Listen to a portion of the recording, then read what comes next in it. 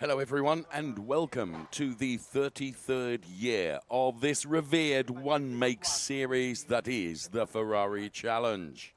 From Monza here in Italy, we welcome you to round one on our first of the events to get underway with free practice sessions done and dusted. It's now time for the real deal. Welcome.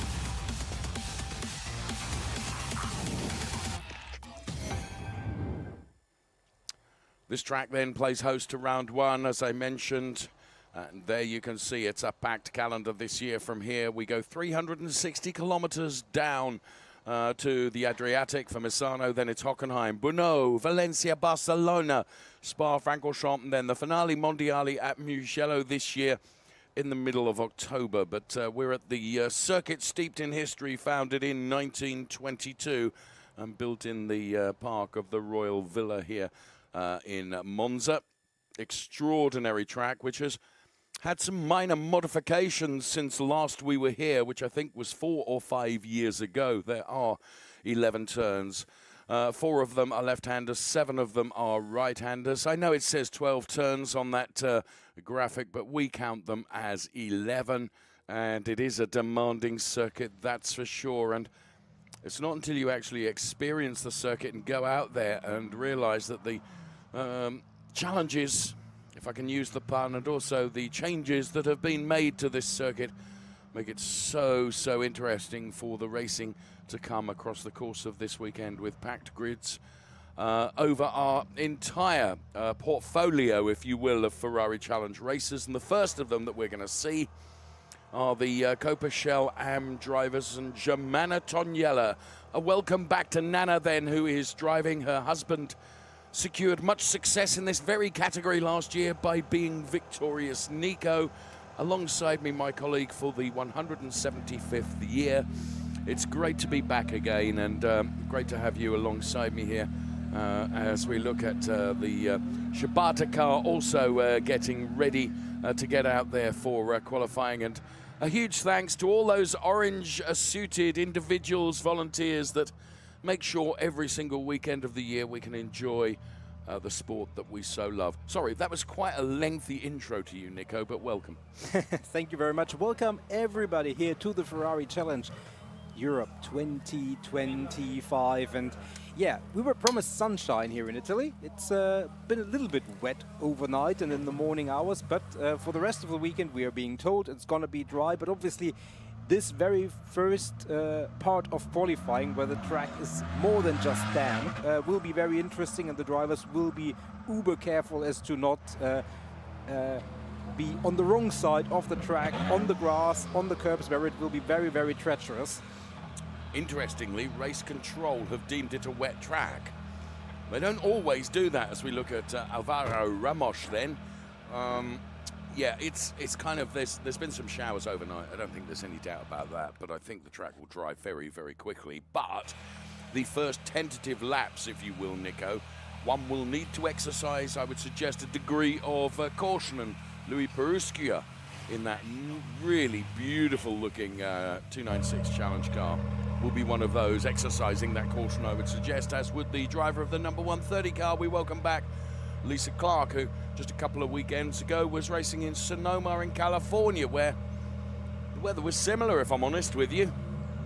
Well, it's always a little bit unpredictable, and yeah, I think it will dry out, but for the first few laps, especially on the curbs and the painted lines, extra caution is required, so you can put on those quick lap times later in the session, which will set the starting grid for the race later on today. 2 p.m. in the afternoon is when these drivers will go out for the race, and we're about 8 seconds away from the green light at the end of the pit lane. If you're a rock star and you're listening to our broadcast this morning, good morning. Why has no one ever released a hit song called Those Painted Lines? Well, it'd be a good title, wouldn't it? Absolutely. There's a mission for you. I take credit for that. Okay, so as Nico had suggested, just 8 seconds, well, they're very quickly elapsed, and here we go. Our first real-timed action of our 2025 season gets underway with Copa Shell AM qualifying. We are live from the Temple of Speed. This is Monza. So glad to be back on air again and bringing you all the action during the course of this season. And we have, as I mentioned, healthy grids, 22 Copa Shell AM cars. Now this is, when we walked the track last night, this is one of those areas where I just think we often talk about pinch points on circuits. The first chicane is more than a pinch point, Nico. Yeah, for sure. I mean, chicanes, every single one across our very different tracks and layouts is interesting, but this is probably the tightest. It ranks, for me personally, it ranks among the one in Jerez, where you come up the hill at in the final sector, which you don't really give credit. It's almost like the corkscrew, because it's got the elevation change and it's very tight. But this one, once you go through it on foot, you walk through it, you really understand that you go into the chicane and you still can't see the exit. You really have to make a 90-degree turn to even see the exit. So, I mean, it's really, really remarkable. And later in the race, lap 1, hold tight. Yes. Hold tight. Nico is absolutely right. He's painted the picture perfectly, as Stephen Earle is one of the cars that you can see there. Dr. Stephen Earle from Texas in the USA. We have quite a number of USA drivers that continue to contest in the European series. Now that brightly coloured 296 challenge, the blue and yellow colours of Sven Schirmer, who I was having a conversation with Sven yesterday. You may recall Sven drove in the 488 challenge category last year, but has come into the 296s this year as Henrik Kamstrup with his familiar electric blue. Now there you can see the blue and yellow 296 car of Sven Schirmer. And Sven, a very colourful character and very determined racer, as well as is Henrik Kamstrup that you can see there. Right, first lap's going to be in the book, or first time's in the book now. Nothing to write home about, I would suggest, quite yet, as Alois Mer crosses the timing line and into that chicane. The Gome Motorsport Engstler driver, as we run the clock right now on the number 180 car.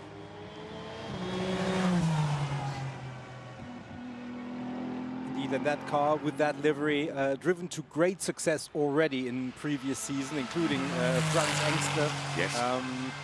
And Alois Meyer here, we can see him take the first sector. It's purple. That is not a big surprise, given that this is going to be the first timed lap after all the out laps.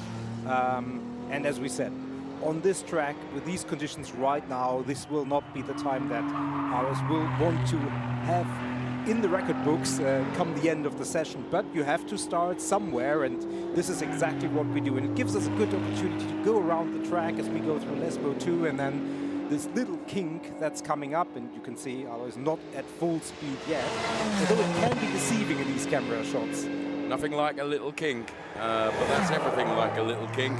It's quite an elevation change there, Nico, that you don't, again, you don't perhaps appreciate until you've actually been round the track. Alois' Sector 1 time has already been eclipsed by somebody who's gone a bit quicker. But as you can see, it's blue Sector 1, purple Sector 2. But as Nico quite rightly points out, let's not read too much into these times at this stage of the session. Still got just under 26 minutes of track time to come for these drivers who are qualifying, and I suggest that many of them will adopt different rubber before the end of the session, because I reckon that the track will dry out quite quickly once they get some rubber onto it. You can see just a little bit of spray coming off from the parabolica as the rain is being dissipated, or rainwater is being dissipated, and Alois then does go fastest, 2:03. Here's Guy Favet. Guy, driver of the Scuderia FMA car. Great to see him back contesting another season here. Absolutely, and he will have his home event in September at the Spa-Francorchamps circuit. Indeed. For sure, that's going to be one where we will have guests and special motivation to do extremely well. But for all our drivers, the ambition is high. The championship is there to be won in about 7 months' time, but you have to start somewhere, and this is exactly where we start this campaign. And as we're broadcasting live on air, we're recalling some entertaining times we've had as Hassan Debussy has made contact, Nico. That's the 111 car of Hassan Debussy, I'm sure, the driver from Formula Racing.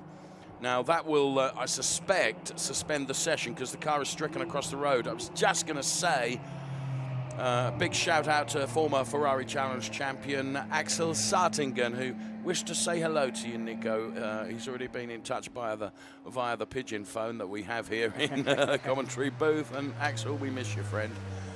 So, yellow flag currently turns 8 and 9. It's for the Hassan Debussy car, which has made contact with the barriers, as I say. I just suspect Daniel Mancinelli, one of the driver coaches, will be making sure that the driver is perfectly okay.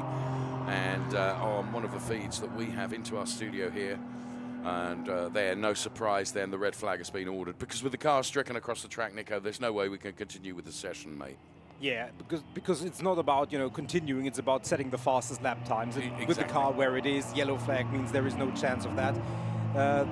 This looks like the exit of Ascari, and we've been talking about curbs and obviously the Monza circuit since we were last here with the challenge. It was a different car, but it's also in there, makes contact with the barriers on the exit.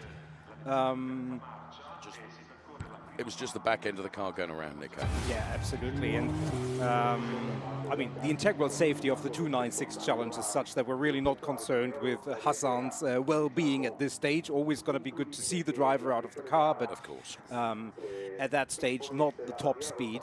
But what we were told by all the drivers is that when they remade the track, and there were some changes, new sottopassaggio installed, but most importantly for the drivers, new tarmac, new surfacing, and they made quite a few changes to the curbs, which are now in many spaces much flatter, which allows the drivers to be much more aggressive over them.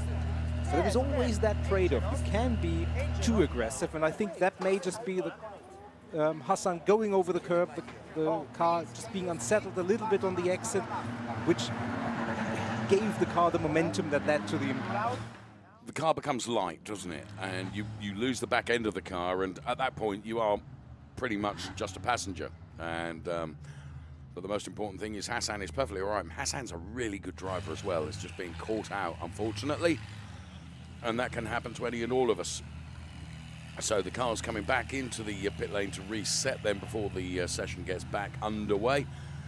You can see the car there of Shintaro Akatsu, the Ainiko Reporter Cars Ram driver, who's 115 car then is currently 8th fastest of the times that we have set so far. But as I say, let's not read too much into those times. And we have a suspension to our qualifying session brought about by Hassan Debussy's car making contact with the barriers, and it being stricken across the track means we could not continue with the session. The Narikatsu Shibata car that you can see there, the number 110 car, but there is the resplendent all-black car of Talal Shayar, the Scuderia Lebanon driver. And you can see down there that it's a very busy place. So these are some of the highlight images we've had from the first 7 minutes or so of qualifying here at Monza.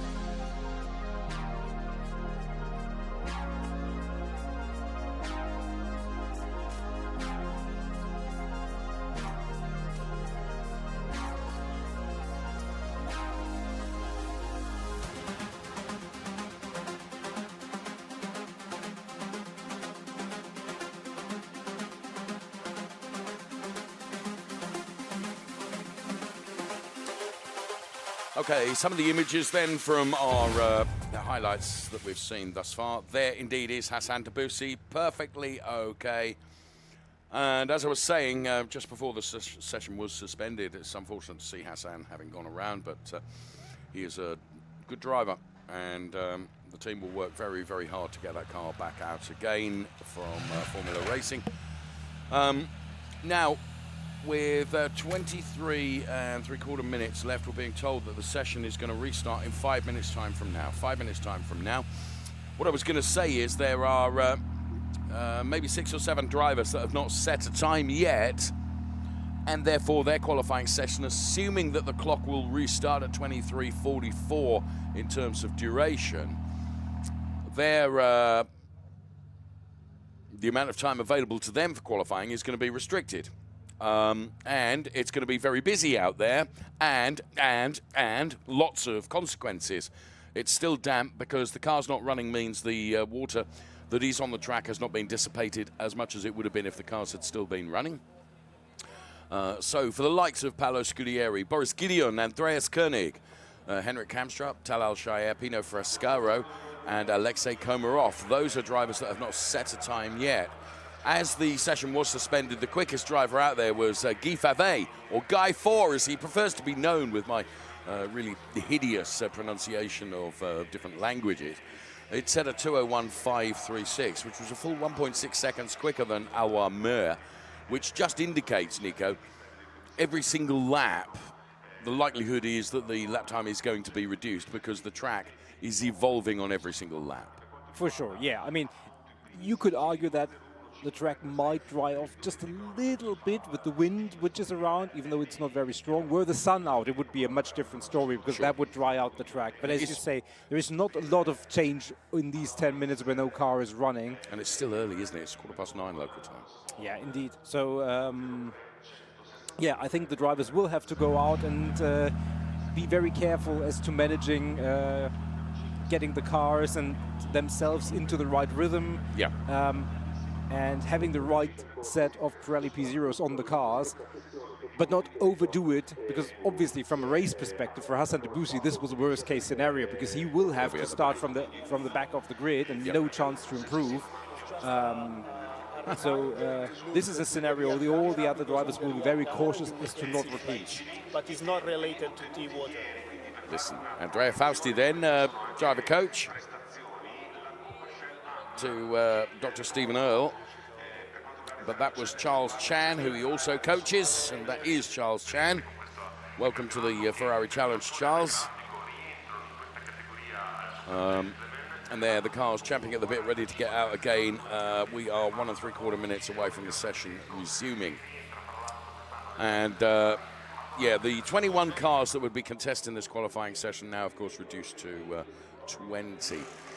We look at the 103 car driven by Boris Gideon. Welcome back to the Ferrari Challenge for Boris, who's been a regular driver right at the top of the charts, Nico. And Boris is always one to be considered as up there for podiums and victories potentially from Autohaus Ulrich, which I suspect is German.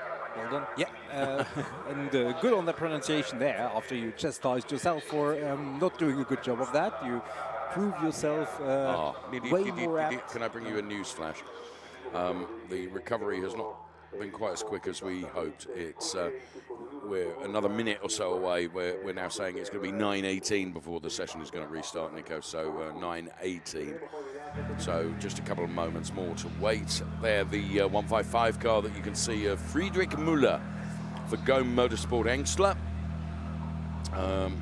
Very pretty use of the red and white across the Friedrich Müller car.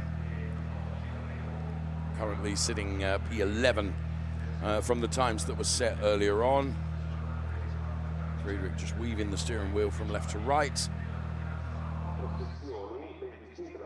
And right at the head of the queue, waiting to get out, is the 124 car of the Scuderia Lebanon driver Talal Shire. So I remind you then, it is a very busy season this year, 1 round extra this year. And from here we go down to Misano. From Misano it's into Germany for a visit to the Hockenheim Ring.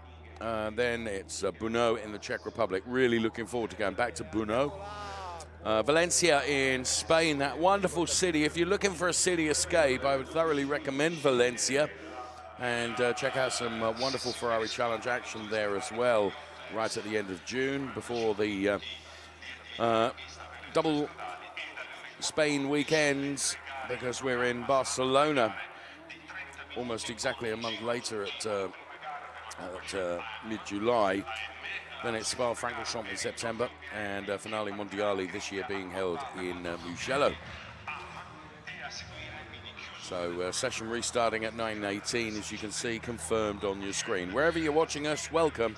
Delighted that you're with us once again as we contest the 33rd year of this revered one-make season series that is the Ferrari Challenge. In this, it's 33rd season. Then the 175 car of Sven Schirmer, who I was mentioning, raced in the 488 Challenge department, if you will, last year, into the 296s this year. And Sven Schirmer is a driver that's going to be well worth watching.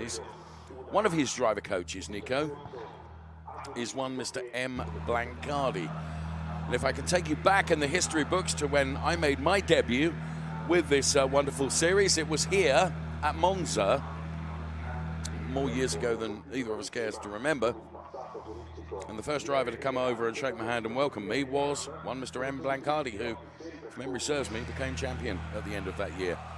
He was champion on many occasions, and Max was and is a wonderful driver and a huge character. For sure, definitely, yeah. I mean, as you say, a few more days than we care to remember, but we've enjoyed every single year and every single race event. The session will restart at now. All of a sudden, it went very quickly. 9:18 local time, we are back with 23.5 minutes remaining on the clock, as we can see all the cars file out and try to gather speed and momentum and the right level of adhesion through the turns and along the straights. And talking about straights, there you can see them file out of pit lane. The straight here in Monza, many of them, but the start-finish straight feels like it's an eternity. It feels really like it's an eternity, and from pit exit all the way into turn one is almost longer than the entire start-finish straight on some other tracks like Brno, where it's very short. Yeah. I mean, it's at least double as long, and you include the parabolica, where you take a lot of momentum out of the turn. It's like almost 25 seconds of full throttle. Yeah, it's really interesting when you look at this track and you look at the demands that are made on both the driver and the car, because probably here more than any other circuit that we visit this year, perhaps with the exception of Spa, you are full chat flat for a lot of the lap. You as I say, it's demanding on you, it's demanding on the car as well. So it is a test, that's for sure. And you know, there's a reason it's called the Temple of Speed. And interestingly, you know, for many, many years, this was almost always the traditional opener of the season, and that regains that spot once again this year. Here's Germana Toniella then, the Ineco Reporter Corsa Ram team. Now, Germana has raced in the Ferrari Challenge previously. Her husband, Zoe Skrimpias, won this category last year, was supremely dominant, but Germana actually started racing before Zois. So it's going to be quite a ding-dong battle between the two of them, I would suggest. I mean, that's a really brave dynamic when, you know, they're not going to be racing in the same category together, but they're racing across the same weekend. That's going to be a very interesting dynamic, Nico. Yeah, and if you need another reason to watch the races later this afternoon, and I assume when you're watching us now, I'm sure you will tune into those as well, but there is a nice feature about the two of them. Coming up later in the program, you can look forward to that. There is Talagé, who is looking ahead to the second chicane and breaking into it. It's not nearly as tight as the first one. However, the curbs are much higher, so you have to respect them. You can't cut them quite as much. And there's not been a uniform reduction in the height of the curbs across the entire time. So, you know, you really need to learn the track, don't you? Yeah, I mean, Monza obviously is one of those traditional ones, and as you said, it was effectively a staple of the Ferrari Challenge that you would go to Monza to kick off the campaign in late March, early April. Hasn't been that way for a number of years, and especially for the 296 there is very limited, and for the 296 Challenge there is effectively no data coming into this week in terms of previous appearances of the Challenge Europe here at this venue. And so that means learning for the teams, learning for the drivers. There you can see the very, very low curbs, and effectively on the exit you can just take them 100%. But then being still wet and damp, you have to be careful. And it also means you get onto this back straight with much more speed out of the Ascari. Yes. And that means you get into the Parabolica with more speed than previously. So you have to get used to those different speeds at different points. And here comes the first sub-2-minute time. It's going to come from Henrik Kamstrup, the Formula Racing driver. Tal Alsher does it first, though, with a 1:57. 8.62, but then Henrik Kamstrup with a 1:56.759. This is the driver that has put it P1 for the moment. Henrik Kamstrup then, a 1:56.759. Now the margins, Nico, that we're seeing from each of the drivers then is big. The amount they're finding on every single lap is being measured in at least a second or so. Oftentimes you find the difference between each lap is measured in the thousandths or 100ths or tenths. But for now, big chunks of time are being taken out. And Boris Gideon is another one of those drivers who's looking to take a big chunk of time out of the 1:56.759. He's on target to potentially do so. On his exit, his perfect exit was compromised a little bit, but he's still carrying a lot of speed into the Parabolica.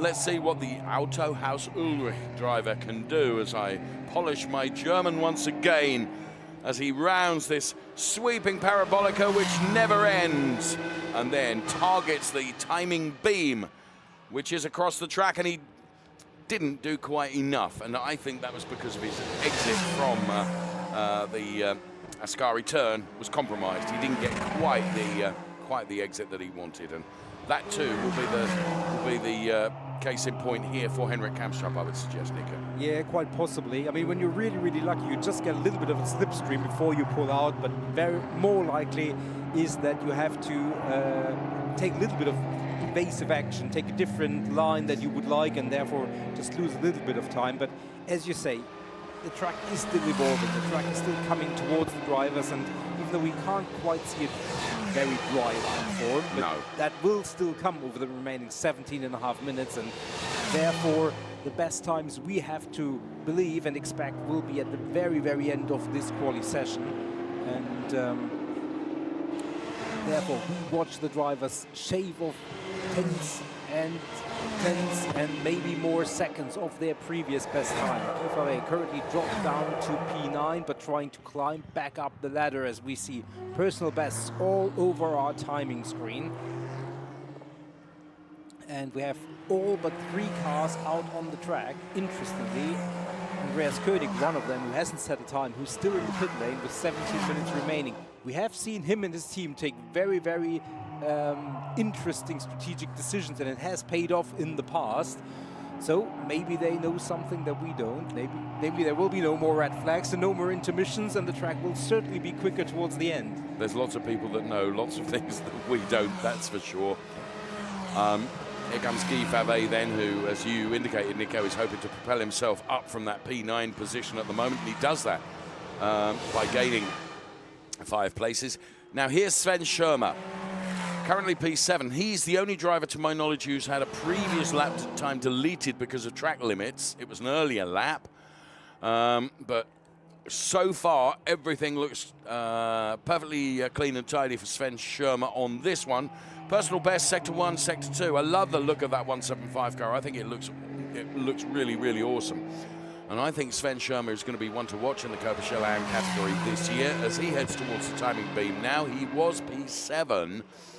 He now goes P3. I don't very often call things correctly, but I just had a feeling. Well done. And Boris Gideon, who also had a feeling earlier to be one to reckon with, has gone to the top of the timing chart. He's P1, the current best time sits at a 1:56.0. So that's your benchmark as we officially get close to the half distance mark in this qualifying session. Obviously it was punctuated with a red flag in the middle. There is Pino Frascaro, another driver who elevated from the 488 class last year. Obviously we retired the 488 in Europe, still running in other of the regional and continental series, of which there now are 5 with the addition of Australasia. But here in Europe, no more 488 on the track. It's all 296s, and Pino Frascaro, who was fairly successful last year in the 488, has made the step up into the new car. Yes, and Pino is, like so many of our Ferrari Challenge competitors, a huge, huge character. Big shout out to Pino and his wife, Mrs. Pino, who keep us supplied with confectionery that really one's burgeoning belly size does not need. I'm talking about me rather than Nico, I can assure you. So Pino crosses the timing line, and he himself elevates 8 positions, goes to P3 right now. Beg your pardon. That was Sven Schirmer, P3, but Pino Frascaro up to P5. So we'll see what Pino can do on another timed lap. This is Sven Schirmer then, who's going quickly. I mentioned he's P3. Penske Sportwagen Hamburg. Amazing. Oh, I got that wrong? Right. No. Oh, okay. Brilliant. Amazing. Sven Schirmer also doing an amazing job from the forward. What's he going to do?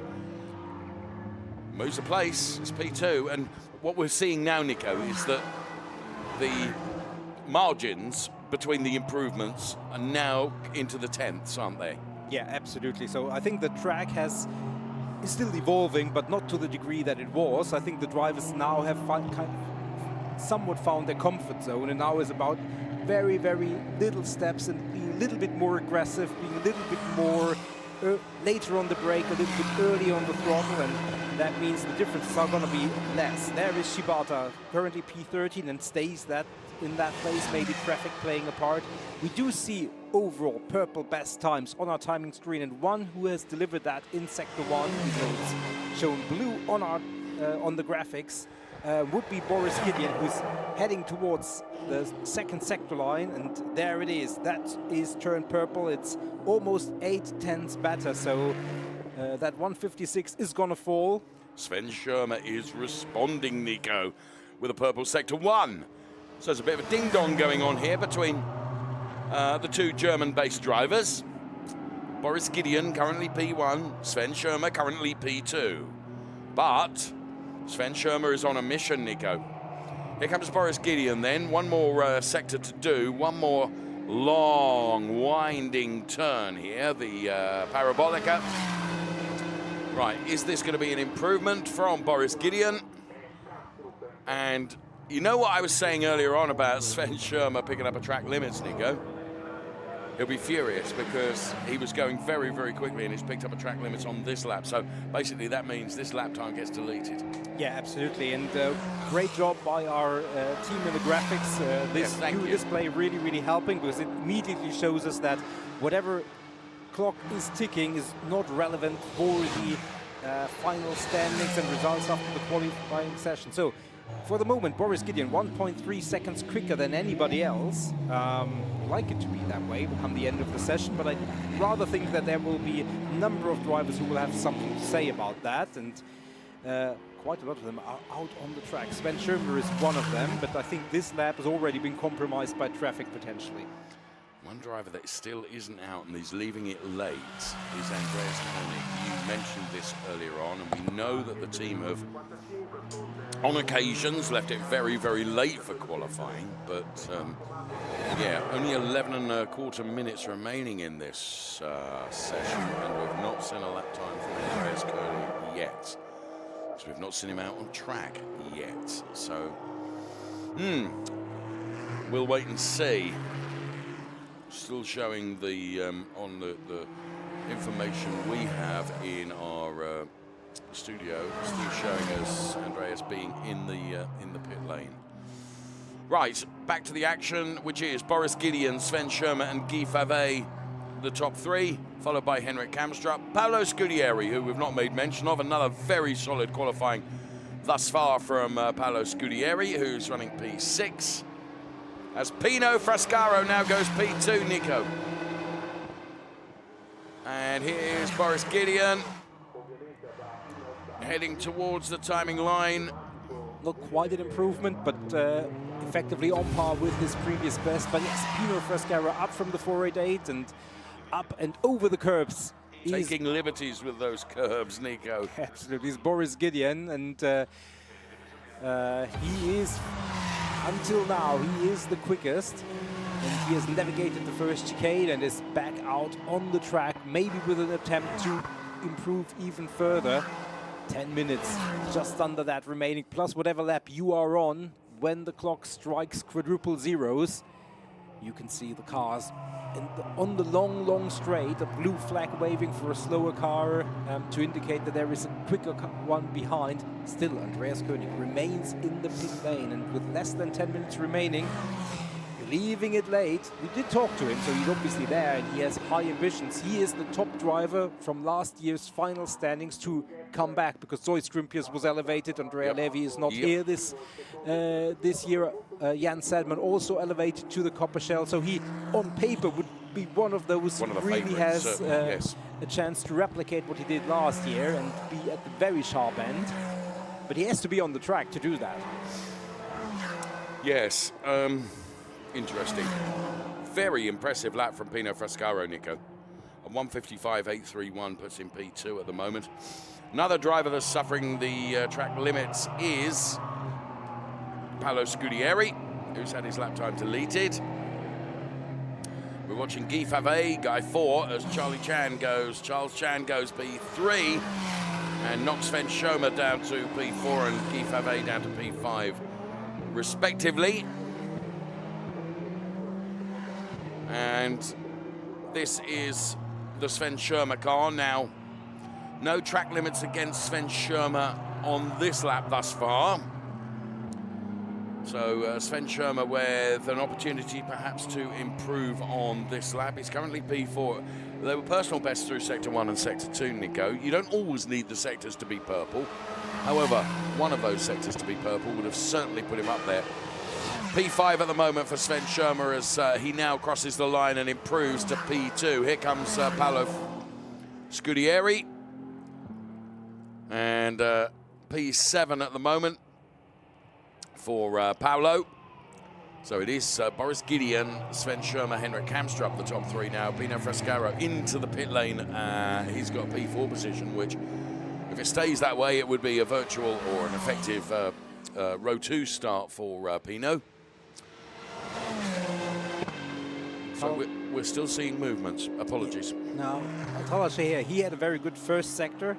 Somehow, I'm not sure the timings always indicate where the drivers are right now, but so we focus on what we see on the track. There it is back, the running time, Talashe here. Very, very good first sector. Second, not quite as good, but still very much on an improvement trajectory.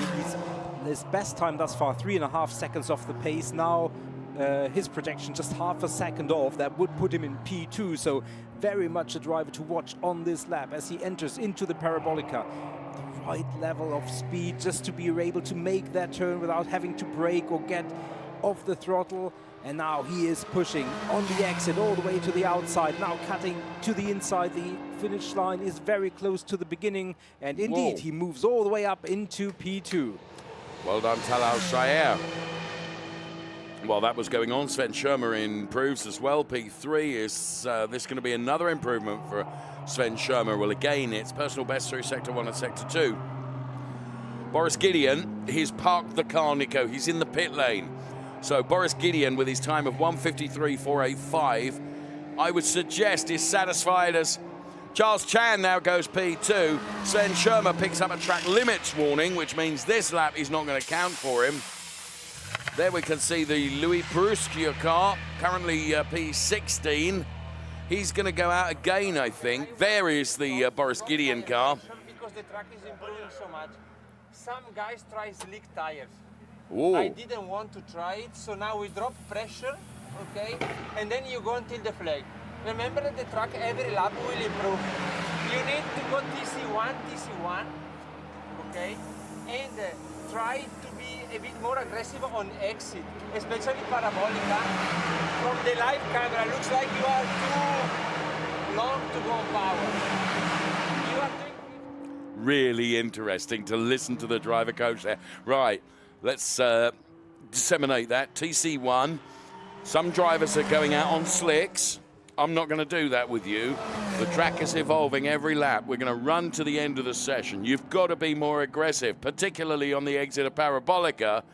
I mean, that was wonderful to be able to bring all that information and just to ascertain. I thought Boris Gideon was going to park the car for the final 5 minutes. Far from it. He's been sent out again, Nico, with fairly determined instructions on what he needs to do. Marching orders delivered, and there we could see him just at the exit off pit lane in the back of the shot. There he fired out of pit lane back onto the track. Obviously not on a quick one for now, but 4 minutes 40 seconds. No Andreas Koenig out on the track. Really curious.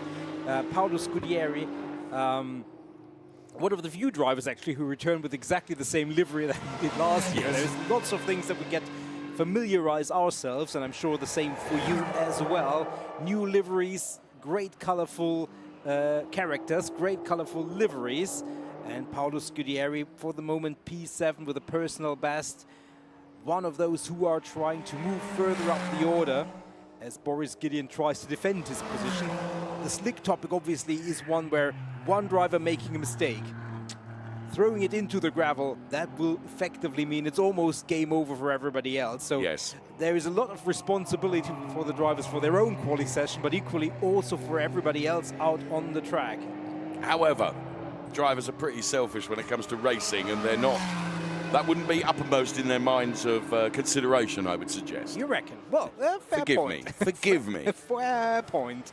Paolo Scudieri, he is still in P7, having not had an improvement on this lap, and we take a little bit of a look in replay on his effort as he goes through, I believe that's the first chicane, really tight. Brilliant driving from Paolo, who he will forgive me for saying is one of our more senior drivers. Yeah, I think he will. Tal Al-Shaair, again in the all-black 296 challenge here. Sector 1 purple, Sector 2 not quite hooked up perfectly. He's got Pino Frescaro ahead of him. Is that going to impact the trajectory that Tal Al-Shaair wants to take towards the timing line? I'd rather suggest it will, but is he getting a little bit of a draft off the back of the Pino Frescaro car?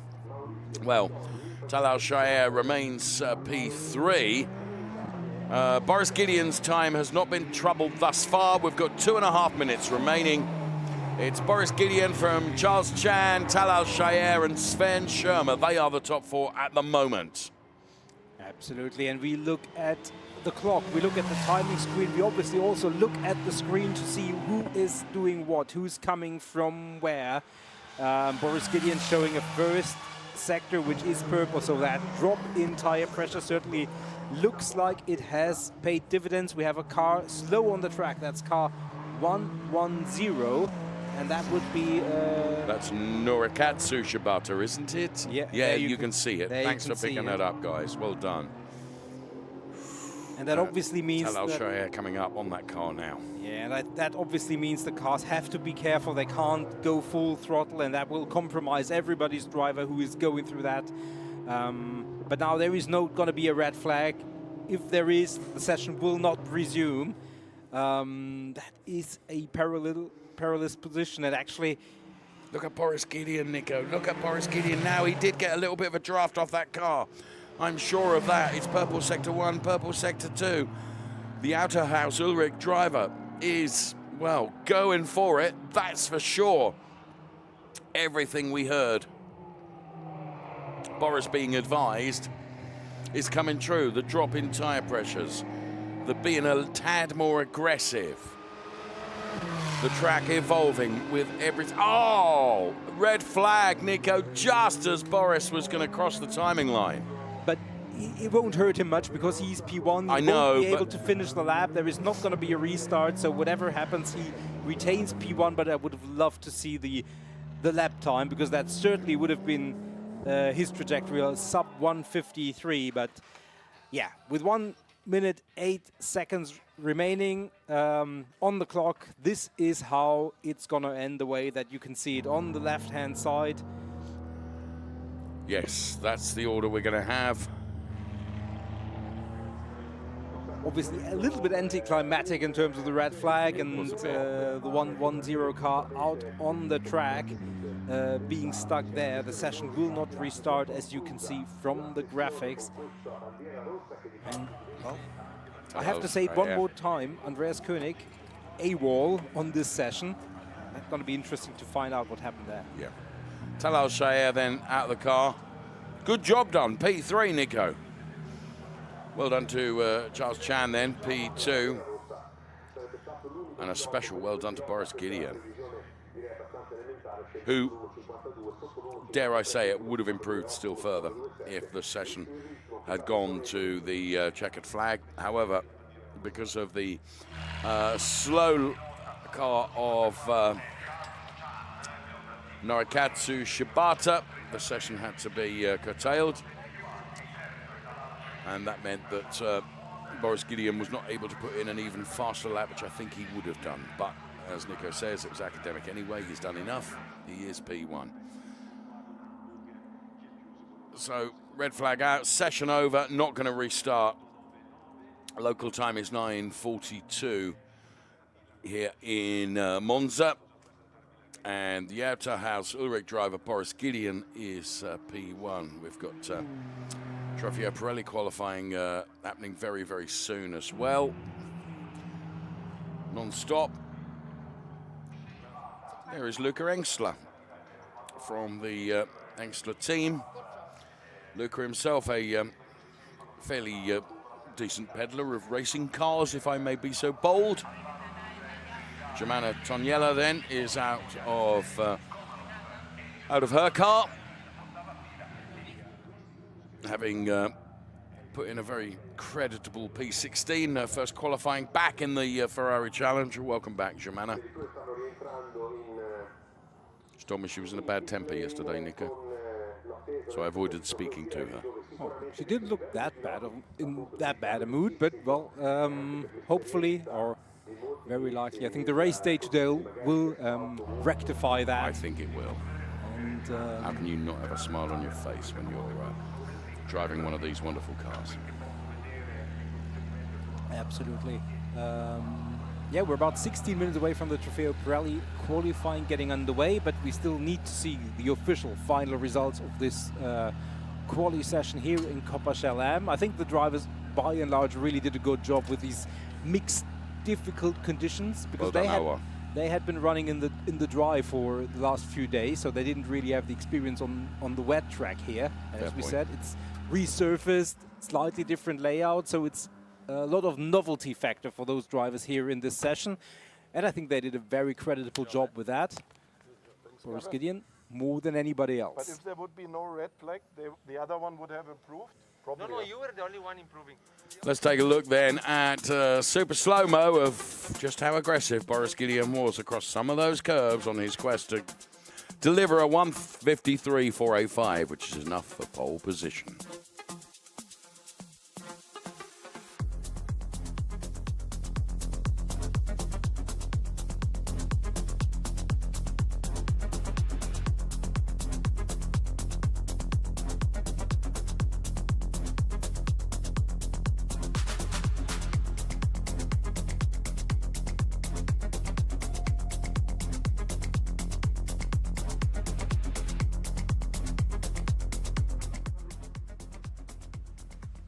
Here, confirmation of the qualifying classification then from Copa Shell P1, Boris Gideon, P2, Charles Chan, P3, Talal Shaya, then it was Sven Schirmer, Henrik Kamstrup, Shintaro Akatsu and Paolo Scudieri, with Stephen Earle rounding out the top 8 qualifiers. That's the first 4 rows of our Copa Shell Am grid for their race 1 to come a little bit later today. Then it was Pino Frascaro, Norikatsu Shibata, then Awar Mer, Guy Favre, Alvaro Ramos, Maurizio Pittori and Alexei Komarov. He takes P15 ahead of Shimana Toniela, Louis Perusquia. Then it was Friedrich Muller, Lisa Clark, and Hassan Dabusi. And we didn't see a time from Andreas Koenig. So there we have the confirmed results then from qualifying. And we'll see you for Trofeo Pirelli for qualifying next here live from Monza.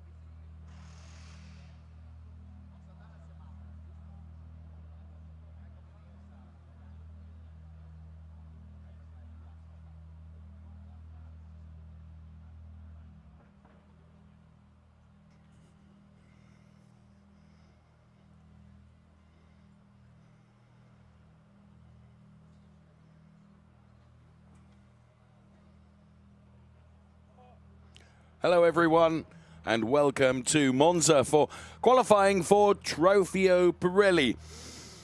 Short, sharp qualifying for our Trofeo Pirelli drivers, Nico, because only 20 minutes for them to set a time for giving them best possible grid position for their race to come this afternoon. A lot of new drivers in Trofeo Pirelli this year, which is very pleasing to see. Here is the track then. Founded back in 1922, therefore steeped in history. There is 11 or 12 turns, depending on how you count them. 4 left, 7 right. About 20 kilometers from central Milan. And Monza, incidentally, is the 3rd largest city in the Lombardy region. Just thought I'd mention that. The Temple of Speed. Welcome. Here you can see track temperature 16 degrees, air temperature 12 degrees. There's perhaps not quite enough wind around to completely dry out what is a damp track. There was some rain overnight. And that means that the conditions that the drivers are facing are not optimum, it has to be said. Gilles Renman, then, the Francorchamps Motors driver, gets ready to go out for, to the best of my knowledge, Nico, his first debut quali session in the Ferrari Challenge. As I mentioned, we've got a number of new drivers. Quinn Wittelsbach is, well, perhaps not a new driver because he was victorious in the Ferrari Challenge 488s last year. But Quinn Wittelsbach coming into the 296s this year and in the Trofeo Pirelli. Now there is Dylan Medler. Dylan from the collection in Miami, Ferrari of Miami, races both in the USA and here in Europe as well. Indeed, Trofeo Pirelli champion in North America, Dylan Medler. And you can see the cars champing at the bit to get out there, including, if I may say, the return of the Octane 126 driver Björn Grossman, who was at the head of the queue. And Björn knows how to pedal a Ferrari Challenge car as well. Felix Hörsiger, the number 30 driver, you can see center picture there, but the first of the cars to go is Björn Grossman, heading out onto, as I say, this damp track as we get qualifying underway, of which the first 30 seconds is already done. So officially a wet track as dictated and deemed by race control. And the Monza circuit, where you spend so much of the lap absolutely full chat flat. We're on board with Vincenzo Scarpetta, driving the number 90 car for Radici Automobili. Here I'm going through the gears there, loving this onboard shot through the turn, through the chicane, where the curbs have been somewhat altered. Quite a lot has happened to this track since last the Ferrari Challenge was here, including some resurfacing work as well. So every driver and every team coming here with very little data relative to when we were last here in Monza. So it'll be a couple of laps or so before we get into seeing where we're at lap time wise. But loving this onboard that we can bring you. Weaving from side to side just to try and generate some temperature into the Pirellis. And we have 9 Trofeo Pirelli drivers for this season. And a big welcome to Yasin Ferrati as well, driving for the Emil Ferrari racing team. A very talented young driver is Yasin. Looking forward to seeing what he can do in the Ferrari Challenge this year. Max Mugelli, Dylan Medler, Quinn Wittelsbach, Björn Grossman, Felix Hörsiger, Luigi Coluccio, another fine young talent, Gilles Renman and Vincenzo Scarpetta are the 9 drivers then that will contest Trofeo Pirelli here at Monza.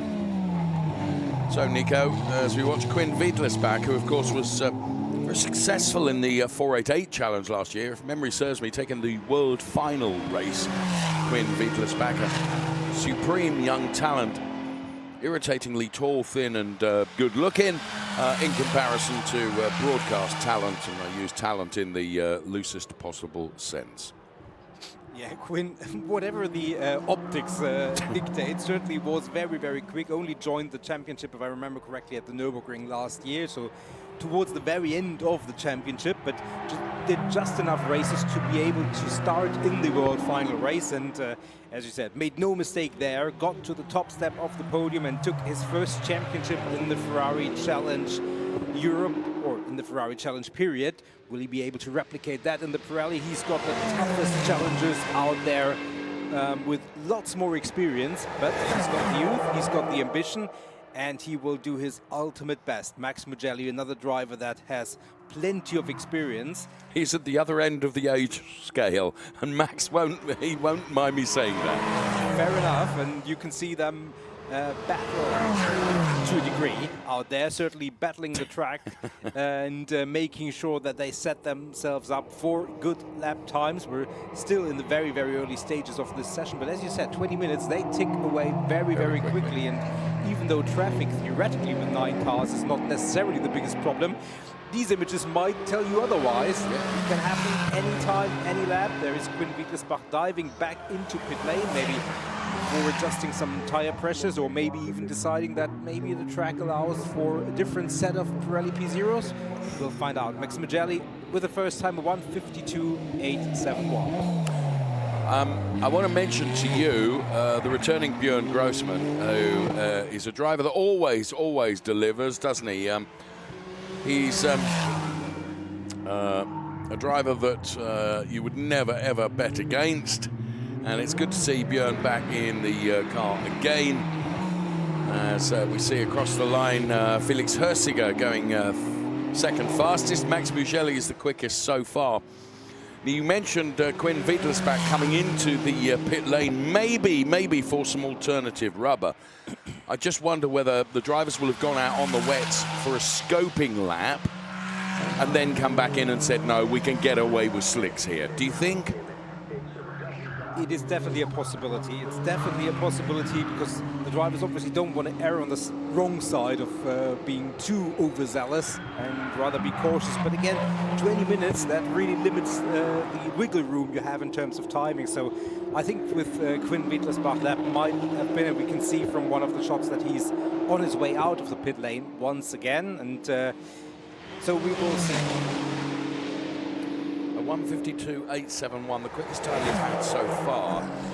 Now, comparing to the previous session we had, which was the Copa Shell AM drivers, we're not seeing the huge margins in terms of time yet, which I think would come when you reach a crossover point, don't you, in terms of track surface, when the wet weather tyres stop working well and the slick tyres do work well, and you can see it there, as you're pointing out then, the different colours of the track surface as that dry line is coming together.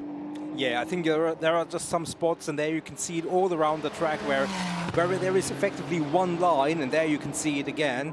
It kind of feels like there is that. And I think we're beginning to see it, because Felix Hersiger has crossed the timing line, having taken a full 2 seconds out of the previous best time. So I just wonder whether we're now seeing that point where the gamble becomes not quite such a gamble.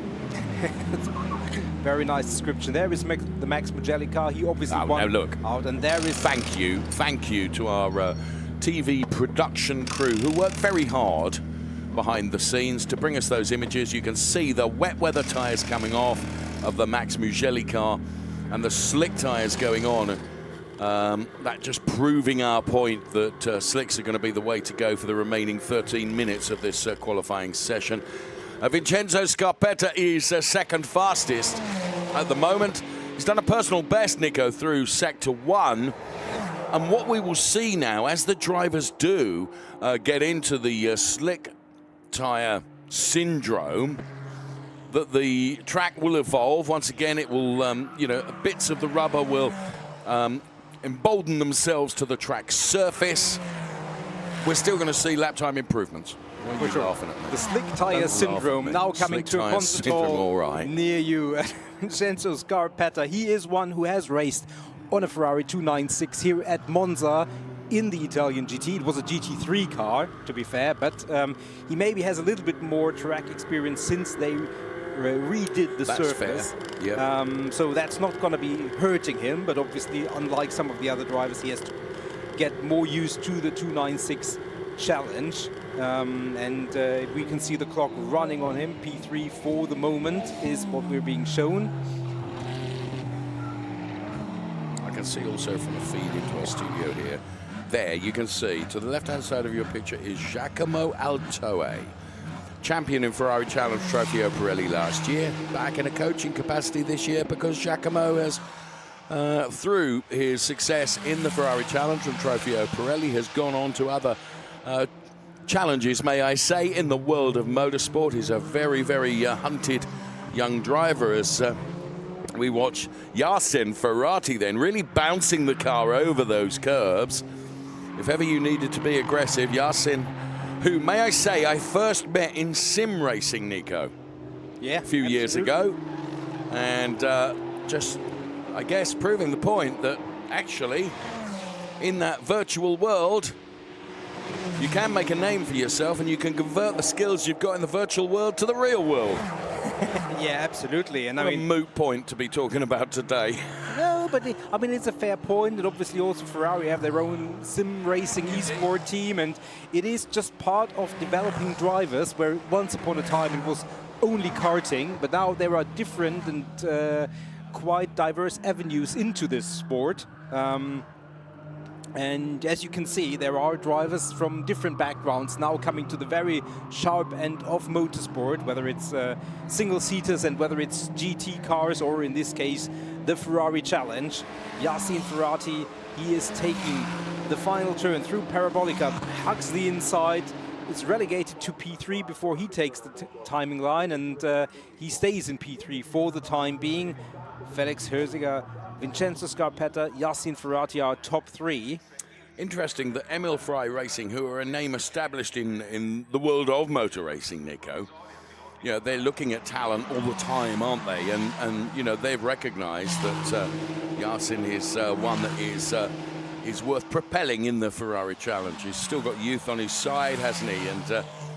And here is the driver of the number 26 car, Björn Grossman, who probably of our entire complement of Trofeo Pirelli drivers knows the challenge better than anybody else. And Björn is certainly one of those drivers that you would always suggest. He's one of those drivers you could put him on track in a wheelbarrow and he could probably still win a race. You know, he's extraordinarily talented, nice guy as well, and is a reliable, safe pair of hands to put into a racing car. Oh, for sure. And much more than that, his current first-timed lap is not one that he will put on his mantelpiece, metaphorically speaking. It propels him up into P3, but there is still quite a little bit of gap, and we will see what he can do next time around. I mean, he's a multi-European champion. Yes. And never a world, though. I was not going to mention this today. I was keeping that for later in the season. Sorry, there is Sorry. still one thing that is missing in his trophy collection, but no pressure, Björn. Great to have you back, and let's see over the next 8.5 minutes where he will put the car for the race on the grid later on, as Yassin Ferrati is elevated all the way up into P1. Satisfaction. Giacomo Altoe, the Emil Frey Racing Garage. And going back to what you said, Emil Frey Racing active in so many different series with Ferrari. Yes. It allows them to, I don't want to say move drivers around, but give drivers a perspective, a trajectory through different categories, and allowing them to try themselves in one series. And if they're successful, there is already an intra-team trajectory to improve. Dylan Medler is 6 1,000ths up on everybody else, Nico. Dylan Medler then, another supreme young talented driver. Dylan Medler racing here and across the pond as well in North America. And Dylan then is the Parabolica, and the clock is running down on Dylan Medler then, who, as I say, as he crossed the Sector 2 line, he was 7 1,000ths quicker than anybody else. And as he crosses the timing line, he becomes second fastest, but Björn Grossman goes quicker than anybody, Nico, with a 1:46.178. The gap between the top drivers is measured now in the 100ths, really. Absolutely, and we've got more drivers with very, very good sector times. One of them is Luigi Coluccio. He, one of the few in this category who was racing last season. Yes. Max Mugelli, another one, but Luigi Coluccio is one different livery compared to last year, so gets a little bit of getting used to. The Rosso Corsa pit purge, watching on as Luigi Coluccio takes his skills onto the back straight and then into the Parabolica. Clock is ticking, currently P6, but that's going to change. Gilles Renmans has gone P1 with a 1:46.086. The top three, there's just a tenth and a bit between them. It's really, really close as Felix Hersiger with a 1:45, and the first driver to put it into the 45s on that margin, Nico. All of a sudden, I say the first driver, Luigi Coluccio, now does exactly the same and goes into the 45. So the track is still evolving. No doubt about it. Personal bests all across the board. Björn Grossman, another one. This sector time not figuring. That second sector really wasn't anything, whether there was traffic or any excursion, or if he decided to regroup and go for another one. We will find out. There is always the communication also with the team. If they notice that, okay, this lap is not going to be the one, but let off a little bit, then you will have more space next time around. Always a possibility. Björn Grossman, P4, entering the Parabolica, and this is where he will pick up speed. The Octane 126 livery on the side of his car. And he has paddled that with good success. I don't think he's picking up momentum, to be honest. No, he really isn't. He's bailing, isn't he? Shout out to Christian Birchinger from the Octane 126 organisation, who I'm sure is here in the paddock somewhere. He's one of these dealer principals and team bosses that is as characterful as his drivers, as Björn Grossman has come into the pit lane. Here is Felix Hersiger then, the Ineco Reporter Corsa Ram driver who set Sector 1 quicker than anyone, Sector 2 a personal best, so he's currently P2, Luigi Coluccio is P1. As Gilles Renmans goes quickest of anyone with a 1:45.288. Here comes Felix Hersiger potentially to respond to that. So Felix then heading towards breaking the timing beam. Stays P3, lost time in the final sector. It remains Renmans, Coluccio, Hersiger, then Dylan Medler, then Björn Grossman, then Scarpetta, Yasin Ferrati, Quinn Wittelsbach and Max Mugelli. They are the 9 Trofeo Pirelli drivers, and we have, just over 4 minutes remaining in this session as Dylan Medler then continuing out there, and he's done personal best since Sector 1 and Sector 2. So it's P4, which would be a Road 2 start at the moment, were everything to stop right now, but Dylan Medler's not for stopping. He's pushing and pushing jolly hard here. PB, Sector 1, PB, Sector 2. Is that going to be enough for him to unseat Gilles Renmans from the top of the table? Not quite, as Dylan Medler goes P2. He was 6/100ths down on Gilles Renmans. That's how close it is, Nico. Yeah, absolutely, and more purple times on our timing screen. Don't be surprised if there is shaking and moving. Yasin Ferrati in P7, he is with a very quick time out there after the first sector, so he might leapfrog quite a bunch of the other drivers. Björn Grossman, the only one who's defenseless, if you will, because he's in the pit lane. He's not gonna figure again in this session with 3 minutes and 10 seconds remaining. Luigi Coluccio, one of them who is chasing. Björn Grossman is going to try and have a go, Nico, in the 3 minutes remaining. He's on his way out of the pit lane. I would tended to agree with you. I thought he would have parked the car, but oh no, he's coming back out again. He's going to get literally one out lap, isn't he? And then a hot lap. Yeah, absolutely. So maybe we saw this in the earlier session, reducing the tire pressure and go out again with one shot. Let's see, Luigi Coluccio for the moment, 2 minutes 45, so he'll get theoretically 2 more attempts at this. It's only 4 T2 1,000ths off the top tie, but it's P2 for the moment. Felix Hersiger, he is occupying that P1 position. I mean, you can make a case for the top 7, 8 drivers who still has a chance for pole position theoretically, or practically actually. Yeah. Lots of adjectives there. Yeah. Dylan Medler is Mix them up, boy. Mix them up. The number 15 car racing for the collection, Dylan Medler. He is out there and he is going through the Parabolica out onto the start-finish straight. One of those drivers who is still improving. P3, exactly what he wanted, an improvement. Yes. Well, exactly what he wanted would have been P1, but at least he is moving up the order and he's still got time. Yeah, I watched him cross the line. He could just do 2 more laps. Yeah. Just. Felix Hersiger, P1. Luigi Coluccio, P2. Dylan Medler, P3. Yasin Ferrati then on something of a mission in the car that you can see. Center screen white now. He's P5 at the moment for Emil Frey Racing. He's got some traffic ahead of him. I think that's far enough away that it's not going to cause him any problems as he heads towards the Parabolica. Yasin Ferrati then, personal best, sector 1, personal best, sector 2. He drops down to P6 as other drivers cross the timing line, but his big deal lap is still to come, and he's going to be able to do another one. As Yasin Ferrati then lost time in the 3rd sector. Nico, was it all a setup for this lap?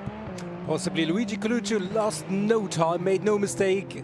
2 tenths and a bit quicker than anybody else. A 1:44.445, which means he is P1. Björn Grossman, 1st sector. This is his final attempt. Little bit of an improvement, but not that much. He's not gonna challenge for pole position, but maybe for an improvement. It all comes down to this as we watch a replay of our current pole setter. Other drivers still in contention, still close enough to do something potentially about that P1 spot for the race, and one of them is Felix Hersiger. So Felix Hersiger, we can see here the Ineco Reporter Corsa Ram driver then with just 15 seconds remaining. Oh, and that's unfortunate. Running a bit wide there, picking up a bit of gravel. That will have hurt, I would have thought. Maybe a couple of 1,000s lost there. Luigi Coluccio. The checkered flag is out. Anyone that's on a lap, of course, can continue on the lap and finish the lap and see where that sits them in terms of the back of cars that will make up the grid for the Ferrari Challenge Trofeo Pirelli drivers for their race this afternoon. It's Coluccio, Hersiger, Medler, the top 3 at the moment. But every driver, with the exception of Gilles Renmans and Björn Grossman, still with the opportunity to set a time here. Hersiger then breaks the timing beam as the checkered flag is out. He stays P2. Yasin Ferrati moves up 1 place to P5. Here comes Dylan Medler, Nico. And what's Dylan's sector times looking like? It's good. 1st sector, very good. The 2nd one, not quite. I don't know if that will be an improvement. He's still in with a chance for P3, but it's going to be a tough one. He really has to nail the final sector. The exit of the Ascari, and then all the way, obviously, through the Parabolica. At this stage, it's full throttle. You can relax almost a little bit, as far as you can relax, but I think he's bailed it. Dylan has bailed it. So we have our order that it is Luigi Coluccio, P1, pole position. Felix Hersiger, Gilles Renmans, Dylan Medler, Yasin Ferrati, Vincenzo Scarpetta, Björn Grossman, Max Mugelli, Quinn Fiedler's back. The top 9 in our Ferrari Challenge Trofeo Pirelli drivers. Rosso Corsa then take that P1 position. And you can see the team celebrating up there on the pit wall that Luigi has delivered what needed to be delivered. And that was a time of 1:44.176. And actually, come the end of the session, there were 4.5 tenths between P1 and P2, which is a bigger margin than I would have expected to see. We'll bring you, of course, official confirmation of the Trofeo Pirelli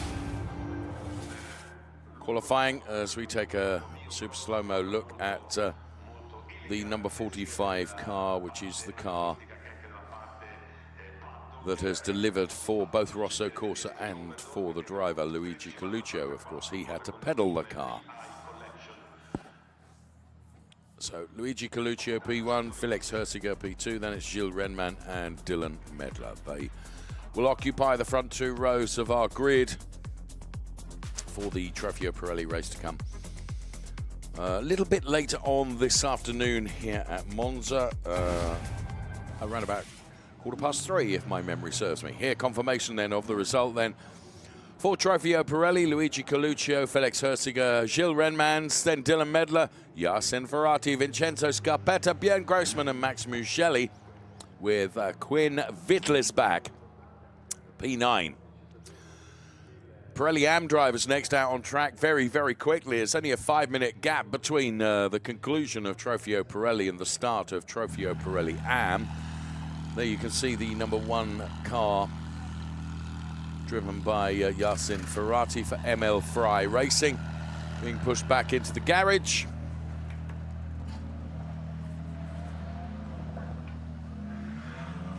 The creditable P5 on Yasin's first Ferrari Challenge qualifying session.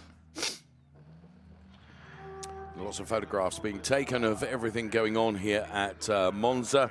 Day 1 of our 2-day race weekend.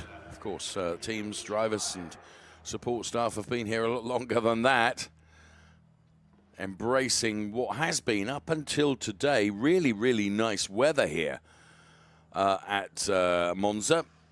It's a bit dull at the moment. We are expecting the weather conditions to improve, as congratulations are afforded to our pole sitter in Trofeo Pirelli. It'll all be about Pirelli Am next, though, as we have 17 drivers lining up. And the first of those, who is elevated up to Trofeo Pirelli Am this year, is our Copa Shell champion from last year, Henri Acide, driving the car number 67. Henri Acide ready to get out there.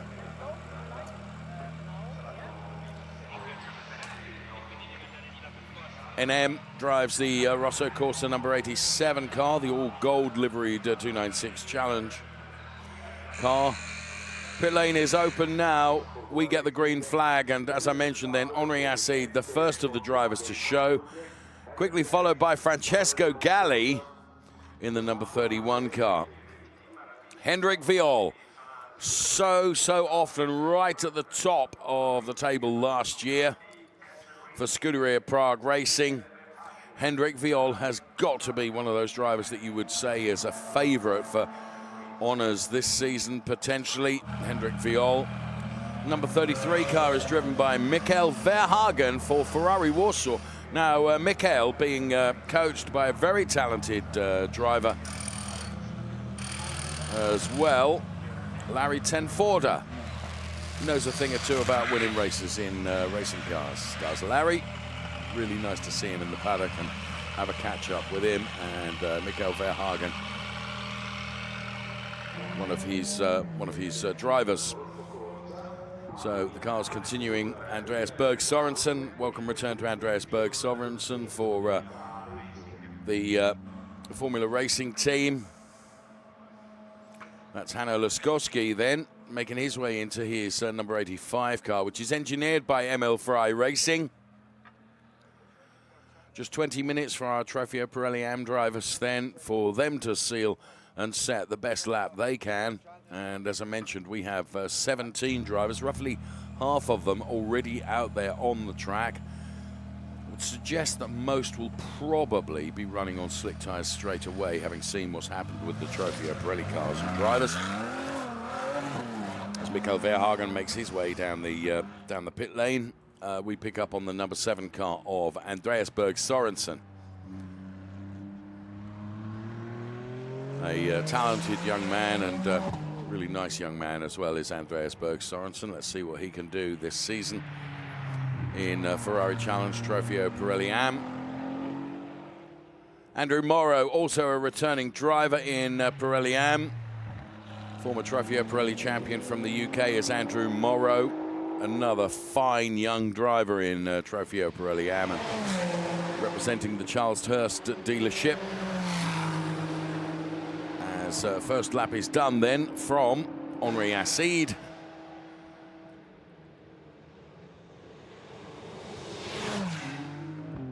And we're yet to mention the likes of Ahmed Arifpour and Martin Avas. and Rafael Duran, who is another young driver who's going to be well worth watching this year. I met Rafael in Sonoma a few weeks ago, had met him previously at Ferrari events, and Rafael racing along with his father Alberta as well. So the Kessel Racing driver, Henri Acide, we run the clock on straight away. I still think he's not at full pace yet. He's just warming up everything. Of course, the first sector is going to be blue because it's the first time sector that we are seeing. We'll also have Danilo Del Favero out there, Herbert Guys, Gianmarco Marzialetti, Marco Zanazzi and Otto Blank, and Armin Arifpour, who I was talking about just a few moments ago. The Emil Frey team making sure that he's secured inside his 296 Challenge car. Big thumbs up from Hanno. Hands device on, belts going on. Safety absolutely paramount in Ferrari Challenge racing. As we watch Martin Havas then for Scuderia Prague. Accelerate out of the left-hander. These 296 Challenge cars, wonderful, wonderful racing cars. And we have 15 3/4 minutes remaining. With the exception of two drivers, Hanno Laskovsky and Armin Arifpour, who are in final stages of preparation in the pit lane. Every driver is out there on track. So it becomes a very busy place, although Monza is some 5.793 kilometers long. With every car out there on track, it is going to be all about weaving your way and finding the time and space that you need. Francesco Galli has gone quickest with a 1:52.872. Herbert Guys now second fastest with a 1:55.428. So the order on the left-hand side of your screen is Andreas Berg Sorensen bests anyone with a 1:51.403. Do expect the times to continue coming down. The early stages of this qualifying session for the moment, and Andrew Morrow now is the quickest driver with a 1:51.074, coached by Johnny Kane. Andrew Morrow, another driver that you would never bet against being on the top step of the podium. Certainly championship material. The 82 car of Martin Havas, you can see the all-black car from Scuderia Prague Racing.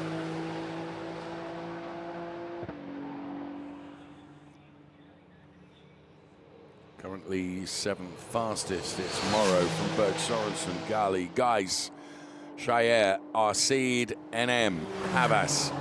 Then Otto Blank and Rafael Duran is in the top 10. Sector 1 and Sector 2 for Henri Acide are purple sectors, meaning that he has improved as Francesco Galli goes quickest with a 1:49.615, having taken a second and a half out of the Andrew Morrow previous best time.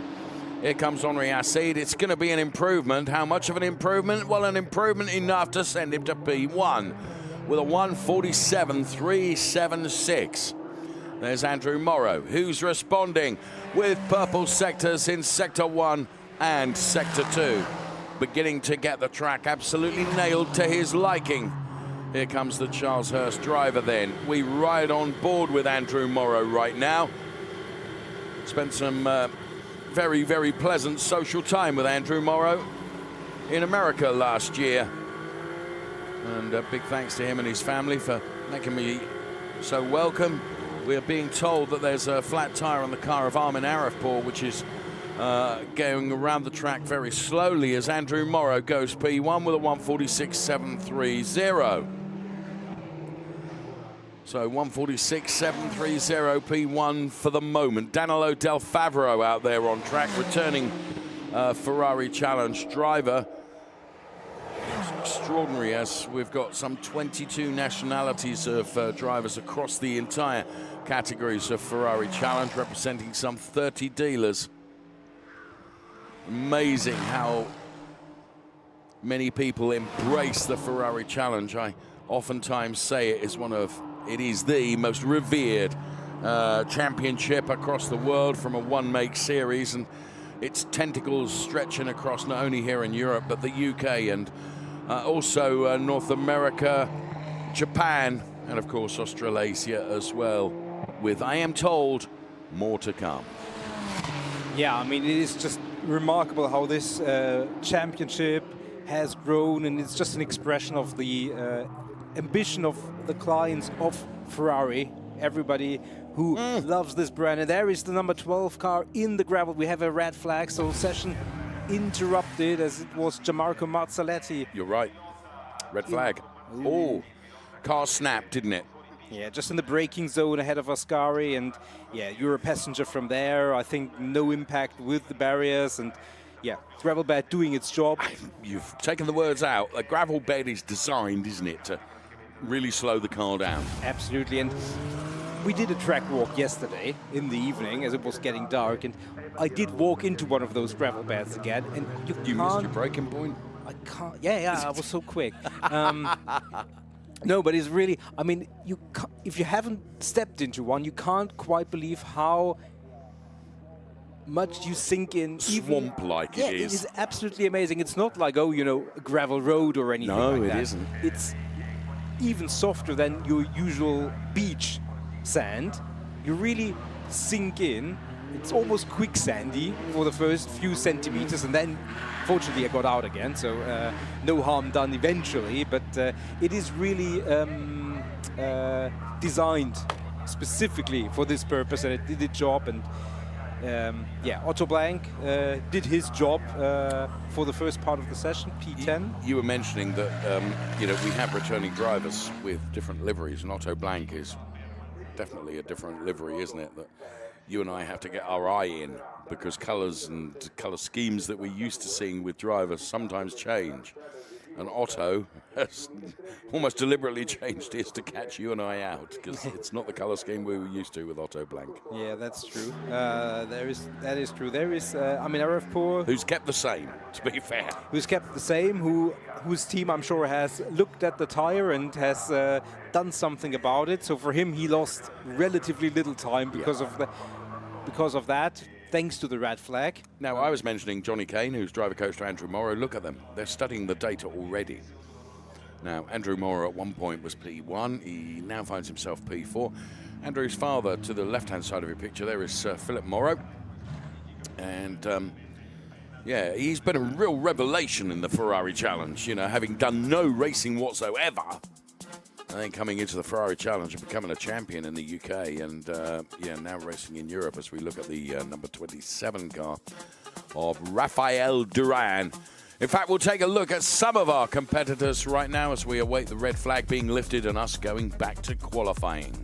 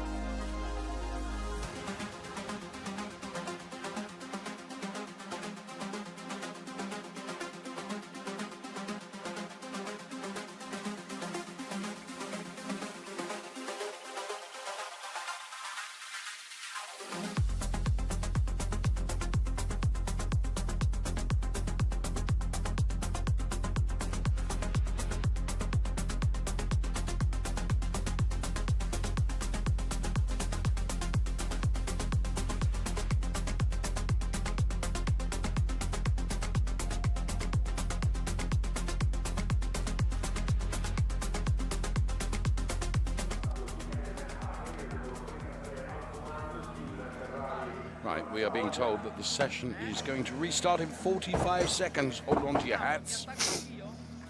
As Henri Acid is getting ready to get back out there again. He's currently second fastest. Knows and wants to improve upon that, but he's not at the head of the queue.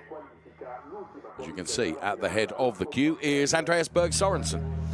There is the number 33 car, driven by Mikael Verhagen, who is currently right at the top of the standings. And there you can see on the pillar there, the Larry Ten Voorde Driver Academy, which he races in. And Larry, to be fair, Nico has sat in the position with me that you're sitting in and has come on the air with me more than once. He's a reasonable speaker as well, you know. Unlike me.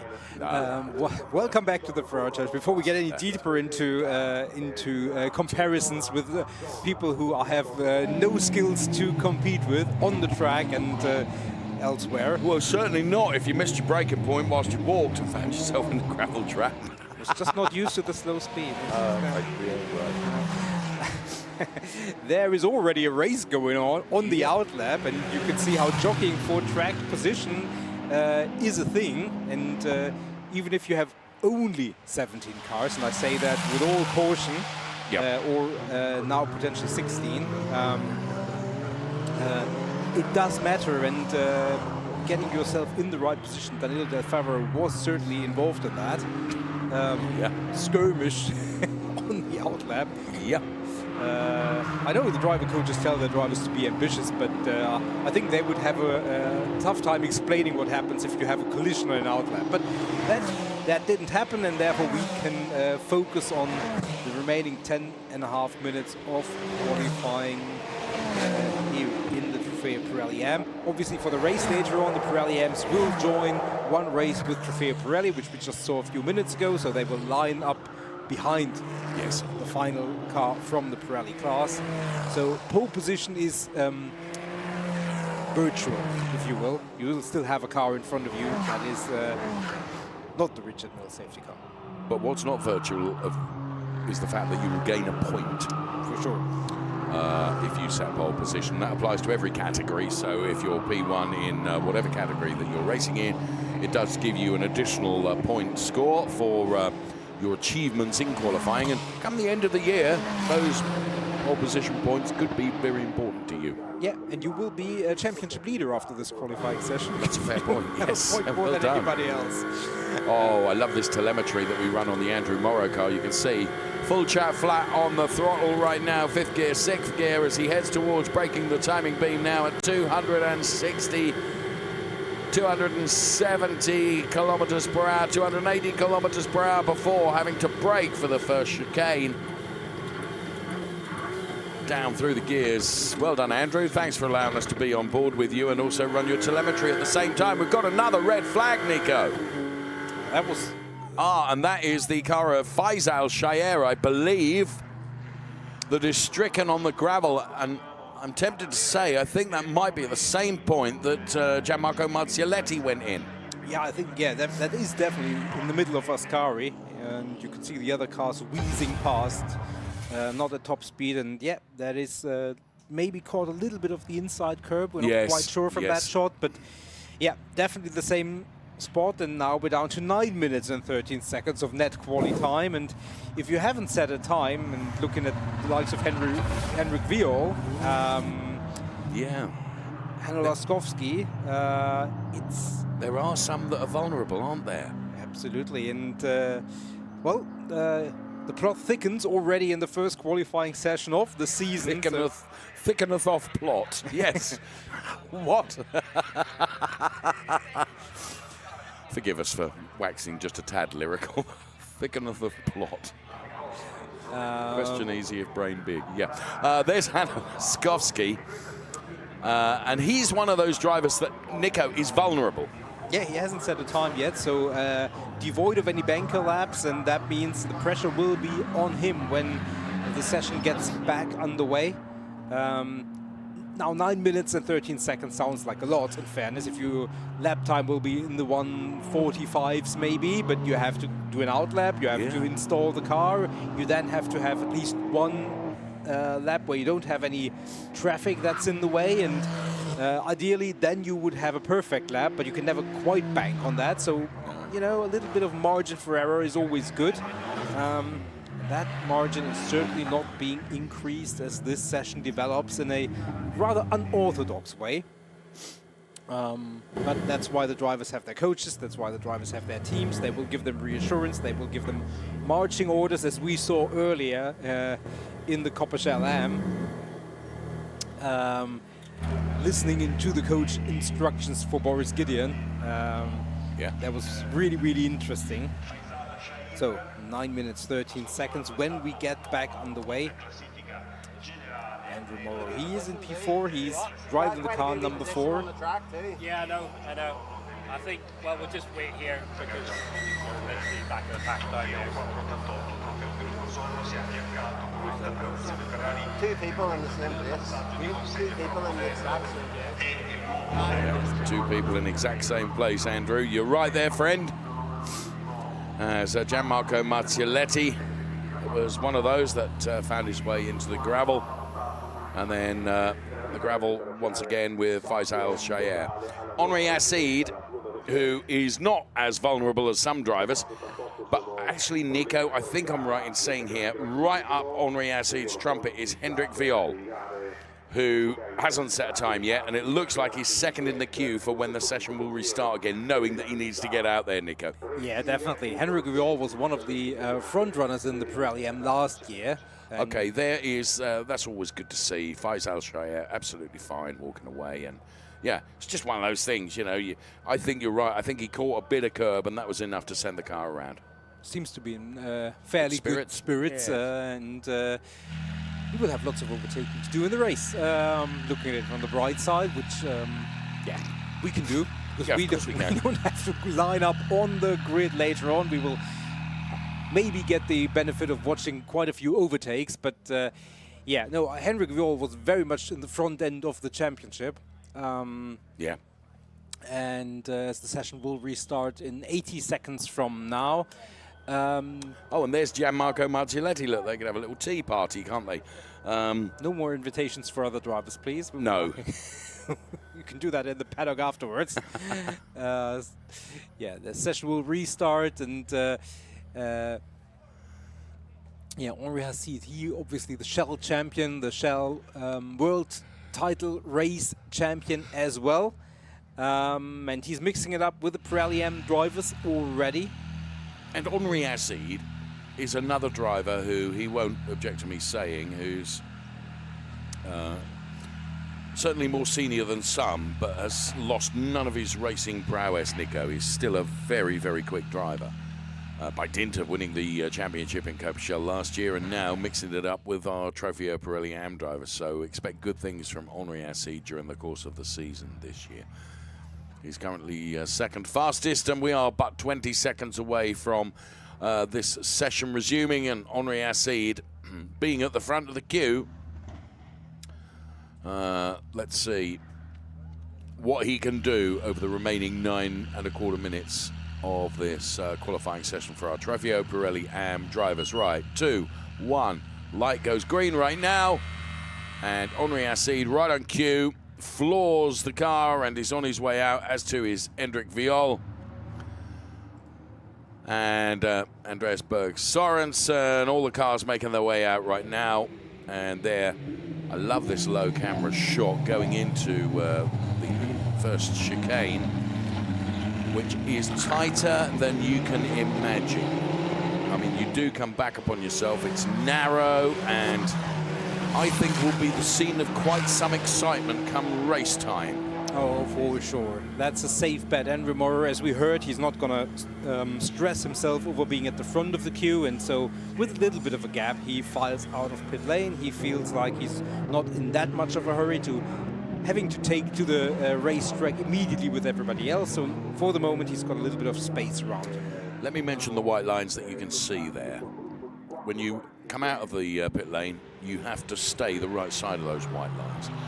We've seen drivers so many times penalised for crossing the white lines. In fact, it was in the Ferrari Challenge some years ago. I don't think it was here at Monza, or it could have been, where we saw a driver return from the pits and cross the white line and get a penalty for that. And the penalty was a drive-through penalty where he took the drive-through penalty and then did exactly the same again. Do you remember? I do remember. We will not mention the driver's name, A, because we wouldn't, and B, because we don't quite remember.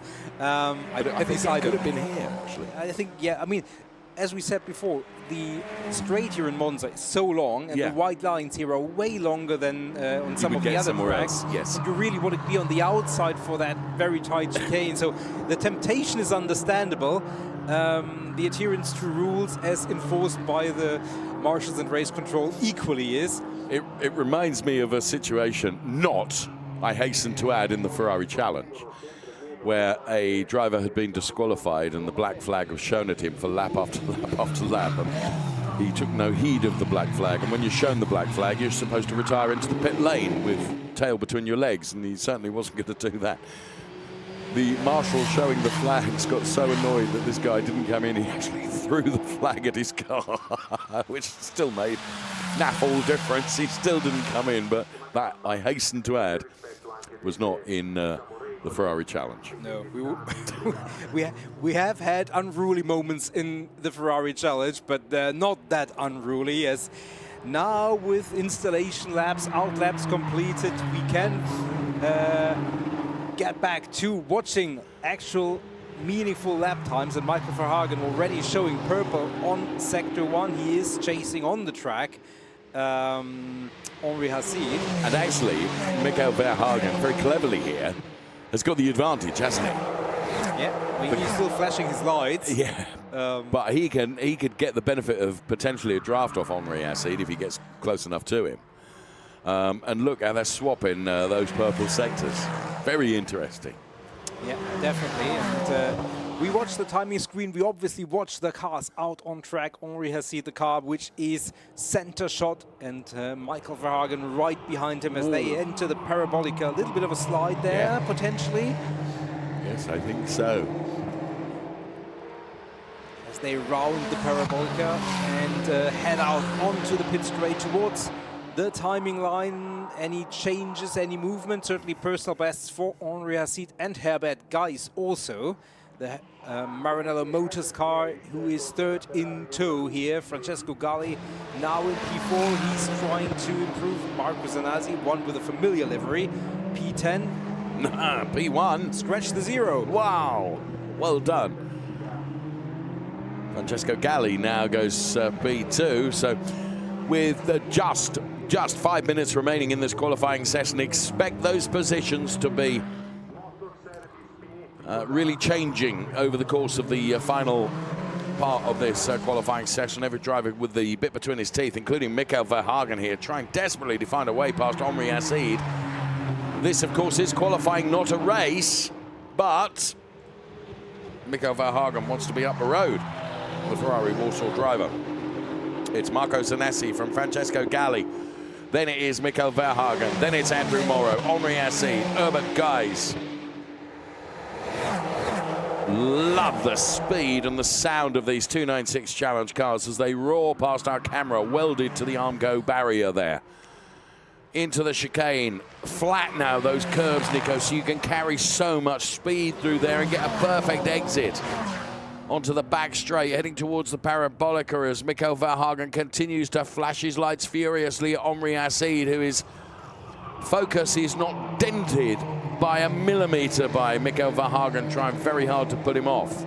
Absolutely, we're less than 4 minutes remaining in this qualifying session, so it's not the last chance, but there is not much after that. Michael Verhagen really had a very good exit out of Ascari, but lost a little bit of time, nor did he. No, at the end, last sector wasn't quite as quick, but it was just enough for provisional P1. Marco Zanazzi, P2, just 64 1/1000ths off.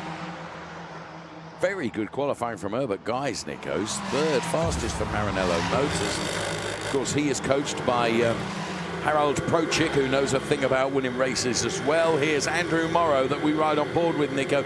P8 at the moment, but personal best Sector 1, personal best Sector 2. 280 kilometers per hour before braking. Just a tad. Pinpoint accurate to the curbs. Andrew Morrow then we ride on board with up to 5th gear.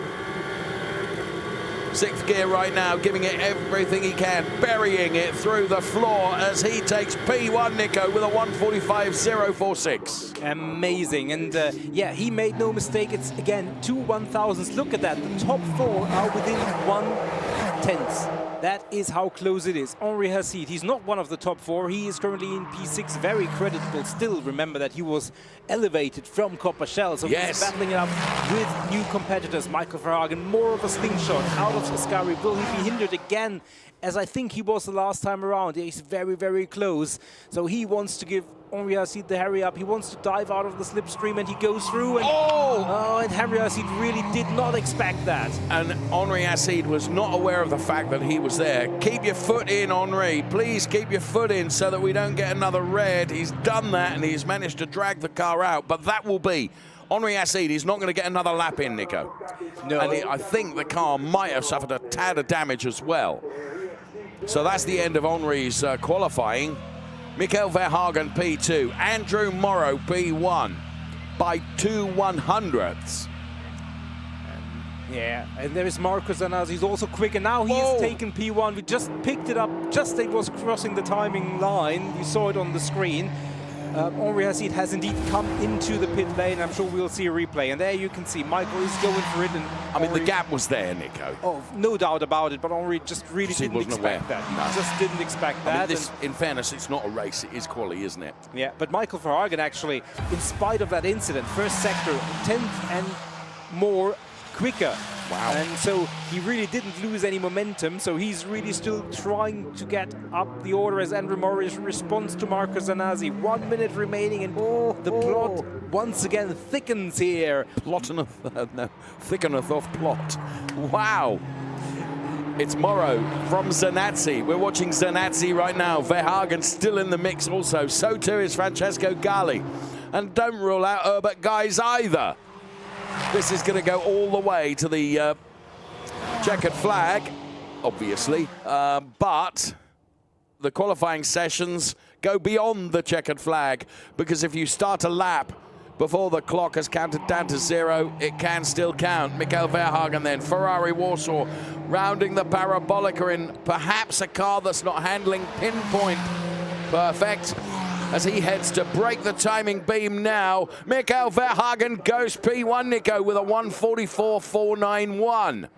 Wow, and there is Marco Zanazzi. He was just, you know, there you can see 2 personal bests. Actually, there was a overall best, but that was eclipsed just now. So he is still in the mix for a front row start, maybe a P1.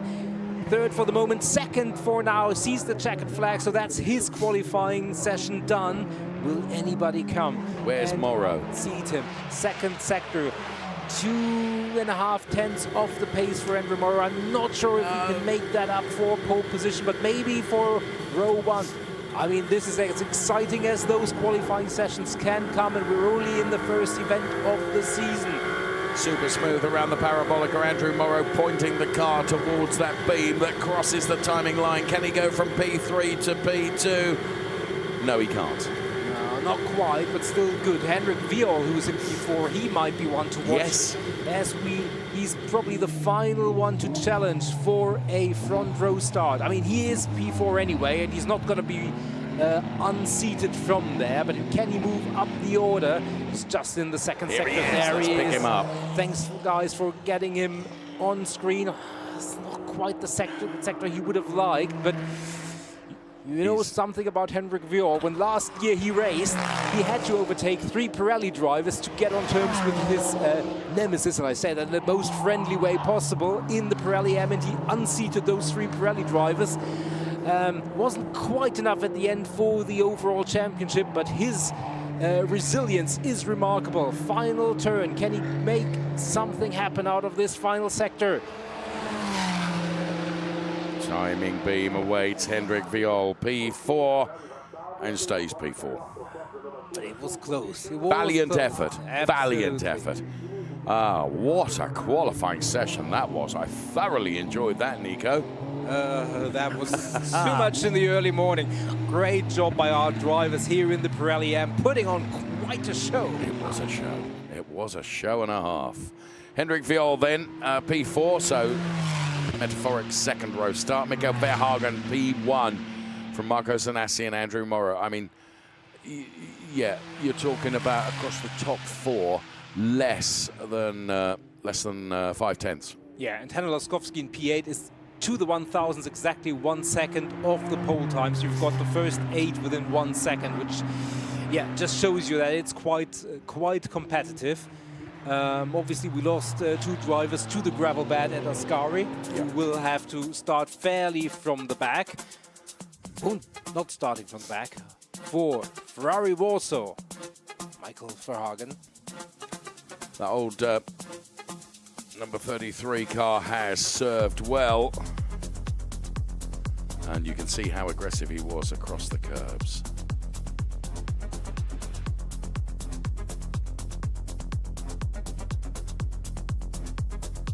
We will bring you the full classification in just a moment from our Trofeo Pirelli AM qualifying, which was a very exciting qualifying session. Bested by that man, the number 33 car, Mikael Verhagen, as Armin Arifpour, who is pushed back into the garage there. Only one driver not setting a time, that's Gianmarco Marzioletti, who'll be starting from the back of the pack. He found the gravel bed, as did Faisal Shayer, with overtaking to do for both of those drivers when it comes to the race. Mikael Verhagen then, and there you can see, send a picture on the radio talking to him as his car is pushed back. Is Larry Tenforder, his driver coach. There he is to the very right of your picture right now. And he did a sterling job.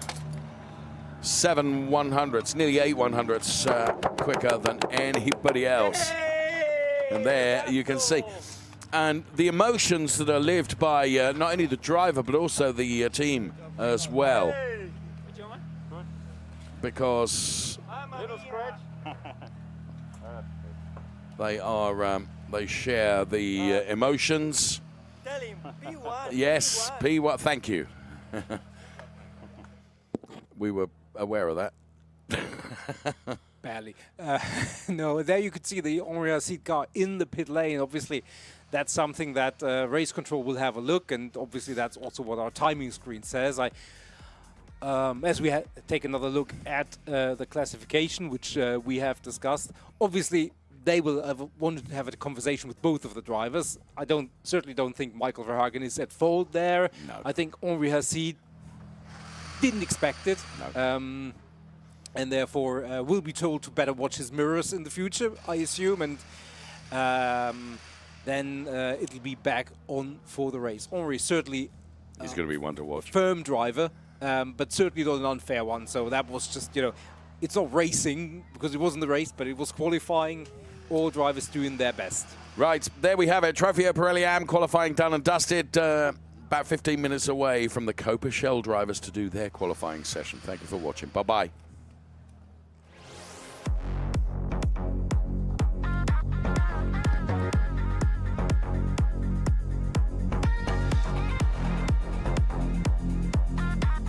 Up to you.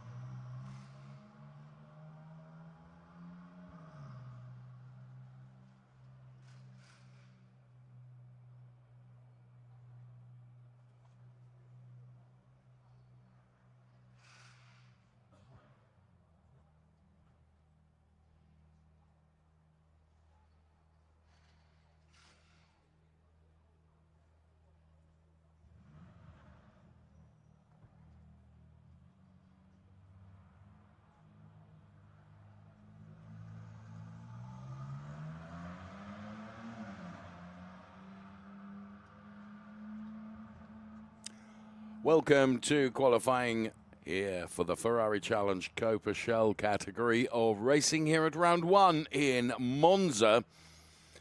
Yes, the 2025 season getting underway here at this iconic track, as you can see, set out before you right now. 11 or 12 turns, depending on how you count them. I prefer 11. 4 left, 7 right, built in the Royal Villa of Monza Park, 20 kilometers from central Milan. It's the 3rd largest city here in the Lombardy region, the Temple of Speed. Welcome to Monza. Welcome to the 33rd year of Ferrari Challenge here. And what a calendar we have in prospect for you. Current air temperature is 13 degrees. And the track is bone dry now, which it wasn't when we started our series of qualifying sessions earlier on today. But it has dried out nicely now. Ahead of the 15 Copa Shell cars that will be taking to the track, including the car of Christian Kinch. Welcome back to the Ferrari Challenge, Christian Kinch, with completely different livery to the one that we're used to with Christian from Formula Racing, which makes it makes our job of identification less easy, which is irritating because memory quotient means that we've got to think about what we're doing. However, Thomas Gosner, thank you, Thomas, he keeps the same colours as his previous racing. We've got some new drivers joining us as well, which is always great in the Copa Shell, which is one of the most hotly contested categories of the Ferrari Challenge, which the revered one-make series, which reaches out all around the world, not only here in Europe, but the UK, North America, Japan and Australasia, as well as von Skeltermar and Oscar Lee Rincevic. I would say, but Go on. my Polish ability is on par with yours, which means neither of us is gonna get a degree in that language very soon. Fons Skelterma, we managed that. Eric Chung is also one that we recognize both in terms of livery and name, and Fabrizio Fontana, champion in the 488s. And champion by a measure, Nico. I mean, he was so impressive in the 488s last year.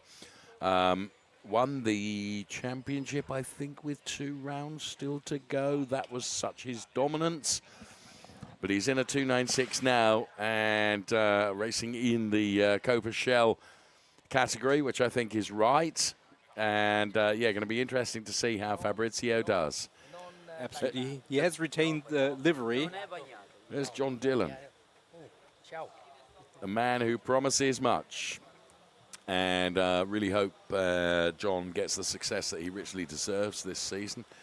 I owe him an apology, actually, because at Imola, he made contact with the barriers because I thought he'd dipped a wheel in the gravel. He hadn't dipped a wheel in the gravel. The wheel had collapsed. Oh. So, well, of course, we would never know that. We would never know that. So. No. His driver coach and his driver coach, Matt Griffin, and John explained it to me yesterday. Hey, Dave, you know, I didn't dip a wheel. That was the wheel bust. Sorry, guys. I mean, say what you see. Yeah, absolutely. And I mean, the Ferrari, you're well excused for making that mistake because that the equipment, the cars, and everything of these 296s are extremely robust. And wonderful. I mean, things happen, but it's not something that you see on a regular basis. So, yeah, great to have our racers back, and quite a few of the Shell drivers who were very successful last year. Obviously, Henri Azzi, we just saw, has moved on. Moved up, yeah. So John Dillon and Manuela Gostner, 2 drivers who were battling with Henri last year. Absolutely, and both regular podium places and winners last year, and so they will fancy their chances in 2025, also fancying his chances in 2025 after, I think, by his standards, and it's a long tradition that he has in the Ferrari Challenge, a subpar 2024 season by von Skelterma. But now everybody starts with effectively a clean slate, and he is going to try and replicate the rich success that he has had in this championship. Slate it, Dave, which you'll know what I'm talking about. Von Skelterma, then, we can see out there. One driver I'm really interested in watching is going to be Cristiano Maciel. Victorious over the winter in racing, so Cristiano is going to be a driver well worth watching. And Zois Grimpias, of course, moves up to Ferrari Challenge Copa Shell, having been as dominant in Copa Shell Am as Fabrizio Fontana was in the 488, truthfully. So Zois Grimpias moves up a category this year. It'll be very interesting to see how he gets on. But we continue to watch von Skeltermar, who has been racing with Ferrari Challenge and racing with those familiar, menacing shark's teeth front his car for many, many years, and is still as hungry for success today as he's always been, and loves his racing. And it's great to see von Skeltermar back again for the 2025 season. We have Ray Acosta, who will be in the mix as well. Ray is very much a driver that races in North America as well as Europe, coached by Marco Bononomi. And James Wyland will also be here racing for Rosso Corsa. And James, another very, very talented driver you do not bet against. We're kind of filling the airtime at the moment a little bit before we get into the real deal times, which are a couple of laps, a couple of minutes away yet, I would suggest, as we watch Thomas Gosner right now. And Thomas has moments of absolutely blisteringly quick laps. He can be an awesome qualifier and an awesome racer as well. And Thomas will forgive me for saying he's another one of our senior racers. He can still pedal a racing car. Yeah, for sure. I mean, by virtue of the fact that his daughter Manuela Gostner has been part of the Ferrari Challenge for quite a few years. Yeah. He's by definition the older generation of the two, and he is, as you say, a very, very quick driver, very, very ambitious, as is the Gostner family overall. And Manuela, she has also filed out of the pit lane with a slightly different livery. You can recognize last year's, but it's got a little bit of an update, a facelift, if you will. Okay. And we will see that in our qualifying session before too long, I'm sure. But we follow Thomas Gostner around in the first sector, as there is the 128 car that we already recognized as a new livery for our Swedish entry, Christian Kinch. And there, I believe, to the left-hand side, I hope, is Manuela Gosner. You said it's had an uplift, but it looks there are traits of familiarity about the car, Nico. For sure, yeah, it's definitely recognizable. As Christian Kinch also recognizable at quick pace around the Parabolica. Purple sectors 1 and 2, as von Skeltermar has put in the fastest time for now, but Christian Kinch is challenging that, and was a 1:48.450, and is a 1:49.890 for Christian Kinch, so stays in P2. As there is Manuela Gostner still weaving and making sure, hopefully, that she's not interfering with the car behind her, which also is a new livery, certainly one that is not yet familiar to our eyes. You're right. So it's Skeltermar from Kinch, from Acosta.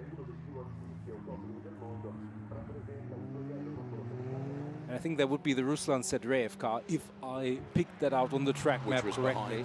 Yep. As von Skeltermar is now in the second sector and is flashing his headlights at someone, and that someone is definitely a slower car installing on that piece of tarmac. Could have been the Michael Martin car. Yes, I think it was. So Fons is sector 1 and sector 2, both purples. So Skeltermar, Kinch, Matchell, who I said is going to be one worth watching, and Thomas Gosner, the top 4 at the moment, but we've still got 22 minutes of this qualifying session to come, so still plenty of time for plenty of movement, as it were, in terms of lap times between now and the end of this qualifying session before the racing gets underway this afternoon. So very much looking forward to that. So Kessel Racing, with whom Fons has a long-standing relationship. A 1:46.409. 1:46.409. Super slow-mo replay here of von Skeltermar with the pinpoint accurate, I would say, towards that curb and apex, as we pick up on Thomas Gosner, who's improving, Nico, with a purple sector 1. Yeah, absolutely. He's in that second sector and is now coming towards the part where he's passing under the old bank turn. There you can see it in the background. And then he enters Ascari, where we were told, and we were able on our track walk to ascertain yesterday, that the curbs are much lower than they used to be, which allows the drivers to attack them way more vigorously than potentially they could before. Yep. Brings also a little bit of peril in terms of overdoing it, but certainly allows more speed on that back straight, more speed into the parabolica, and Thomas Gostner tries to manage to hug the inside without losing too much momentum, and then slingshots out towards the start-finish straight and the timing line. No improvement, it's a personal best, but stays in P3 overall. It's a lovely word, that slingshot, isn't it? Ooh, bouncing it across the curbs there. Just wonder whether that might have cost him dearly in terms of a little bit of time, but here we can see Christian Kinch, I believe. And Christian is trying to respond to the von Skeltermar time by setting personal best through Sector 1 and Sector 2. So the very tall Swedish driver on his way potentially to challenging von Skeltermar's 146.409. Car dips down under braking, going into the parabolica, carrying as much speed as you can. And there, the car naturally gravitates to the outside of the circuit before, as Nico has so eloquently described, you slingshot towards the timing line, and Christian Kinch does that and stays P2. Another personal improvement, but edges ever closer to the von Skeltermar time. But hasn't been able to eclipse him. Christian Martial, who you think, certainly from your research, is one to watch for this championship, and certainly watch is what we will and what we are as he approaches the parabolica, braking, and then on the inside, starts the inside on the parabolica, then allows the car to gravitate a little bit, and then at the end you close the trajectory again towards the timing line. And P4 becomes P4, stays P4. Not much of an evolution there, but we still got 19 minutes remaining in this session. And there's still 8 or so drivers that have not yet set a time, Nico. Interestingly, but we do still have 18.5 minutes of the session remaining, so there is plenty of time. However, we have seen in other sessions today in qualifying where the sessions have been interrupted by red flags. So, you know, you can never take it for granted that you're going to go all the way to the checkered flag without a stoppage. So we often talk about how putting a banker into the order is sometimes wise, as you quite correctly point out now, that although times have not yet been set by some drivers, every driver pretty much is out there on track. So it becomes quite busy, but it's quite busy across some 5.7 kilometers. So traffic, you know, you're very unlucky if you come up against traffic with such a long track, but again, it can always happen. Yeah, and there are enough spaces where you can go past another car without being hindered too much, but when you just come up onto the other car during a chicane or in the area of a chicane, whether it's on the entry, whether it's on the exit, the cars, even the slower cars, have to go through the chicane. They can't just say, well, you know, I'll go straight off the track. They're not allowed to do that, and they don't want to. So there is enough spaces where if you have a big difference in speed, it can catch you out. You can't make your car disappear. However, you try and not imperil someone that's on a quicker lap. You can't just vanish into thin air. No, and there is a combination of Gostners with Thomas in the forefront and Manuela obviously in the background. Very different colors on a similar livery scheme, and great to see the two here in shot together. Thomas is rounding the final corner and going for the timing line. He's already set a time, and that is the 4th quickest to this point, and stays that way. Manuela not on our timing screen yet, but that will change in a moment or so. Hold on for that, but no, I think he just completed her out lap, so didn't figure yet in terms of the timing screen just yet. There is that very, very tight first chicane. That will be a pinch point later in the races today, and obviously tomorrow as well. Has been a place of plenty of drama across various categories. The Ferrari Challenge very much one of those. As Christian Martial, he is chasing the top, and his first sector certainly one to recognize. Yes, the first sector was purple, so quicker than anybody. Christian Kinch in the pit lane. The P on the left-hand side of the graphics indicate that. So it remains von Skelterma. We've just seen a time from James Wyland, who goes 7th fastest. Rintovic is 7th fastest now.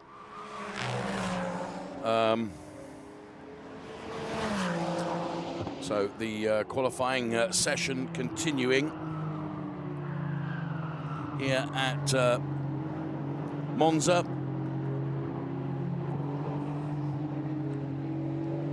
This qualifying session for our Copa Shell drivers. Von Skelterma, Christian Kinch.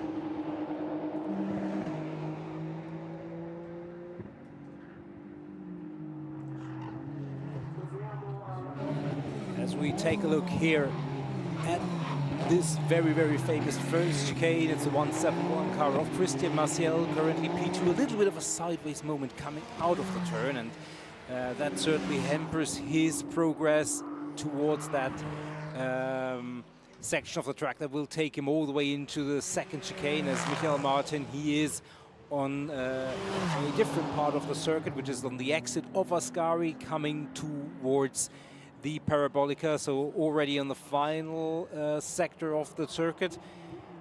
His intermediate times not indicating an improvement necessarily, but thus far he's in a very respectable P5 with half distance still remaining of this quali session.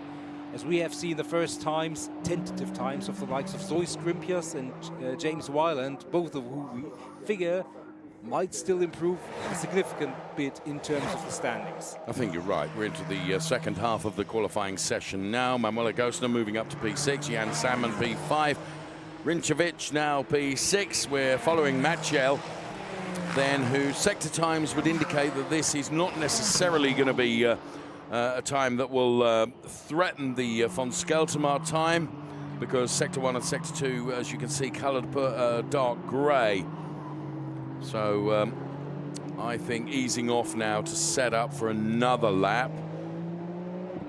Christian Kinch making his way out of the pit lane once again to try and trouble those front runners. And yeah, sure enough, Matchel has gone back to full chat throttle, and he will go for it on this lap, I would suggest. Here comes Thomas Gostner in the 161 car then. Purple Sector 2, blue Sector 1, so personal best Sector 1, overall best in Sector 2 from P11. Thomas Gostner surely is going to improve from that position now with this lap time, and he crosses the timing line and goes up to P3 for Thomas Gostner. Now von Skelterma has come into the pit lane. Now he was, there's quite a lot of curb taken there by Thomas Gostner. He is just under 4/10 quicker than anybody else, and here comes Ray Acosta. Beautiful new livery on the Ray Acosta car, and Sector 1 purple. So Ray Acosta on something of a mission here for the collection. North American racer as well as European racer Ray Acosta. Good to see him here. Loving racing on our European circuits, and Ray Acosta always a driver to be reckoned with, that's for sure. Coached by Marco Bononomi. No introduction necessary in terms of the success of that driver, as Ray Acosta now has got traffic which may have just a little compromised his lap time. Sector 2 blue rather than purple. However, it's going to be a good time from Ray Acosta, I would suggest, driving the 107 car. Skelterma on his way back out of the pits once again. James Wyland has gone up to P2, and here comes Ray Acosta from P14. He crosses the timing line to go P3. So, and now Matchel goes back to P2. Fabrizio Fontana is our new P1 driver.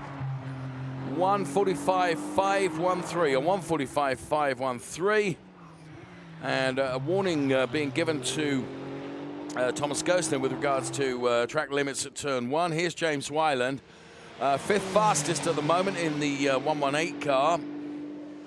So it is Fabrizio Fontana, victorious in the 488 challenge last year. And, well, setting his stall out, if I may say, in the 296 Copa Shell class by going P1 by 3.5 tenths over Christian Matschel and von Skeltemer, who is P3. Cristiano Matschel for FBO Motorsports, currently P2. James Wyland not going to improve on this lap, I would say, Nico. Yeah, absolutely. So who is out of position, arguably? John Dillon, certainly race winner last year, multiple race winner. He's only down in P13. Zoe Scrimpier is obviously elevated from the M class, as is Jan Sandman. Both of them haven't quite found the success that they had last year in the M's.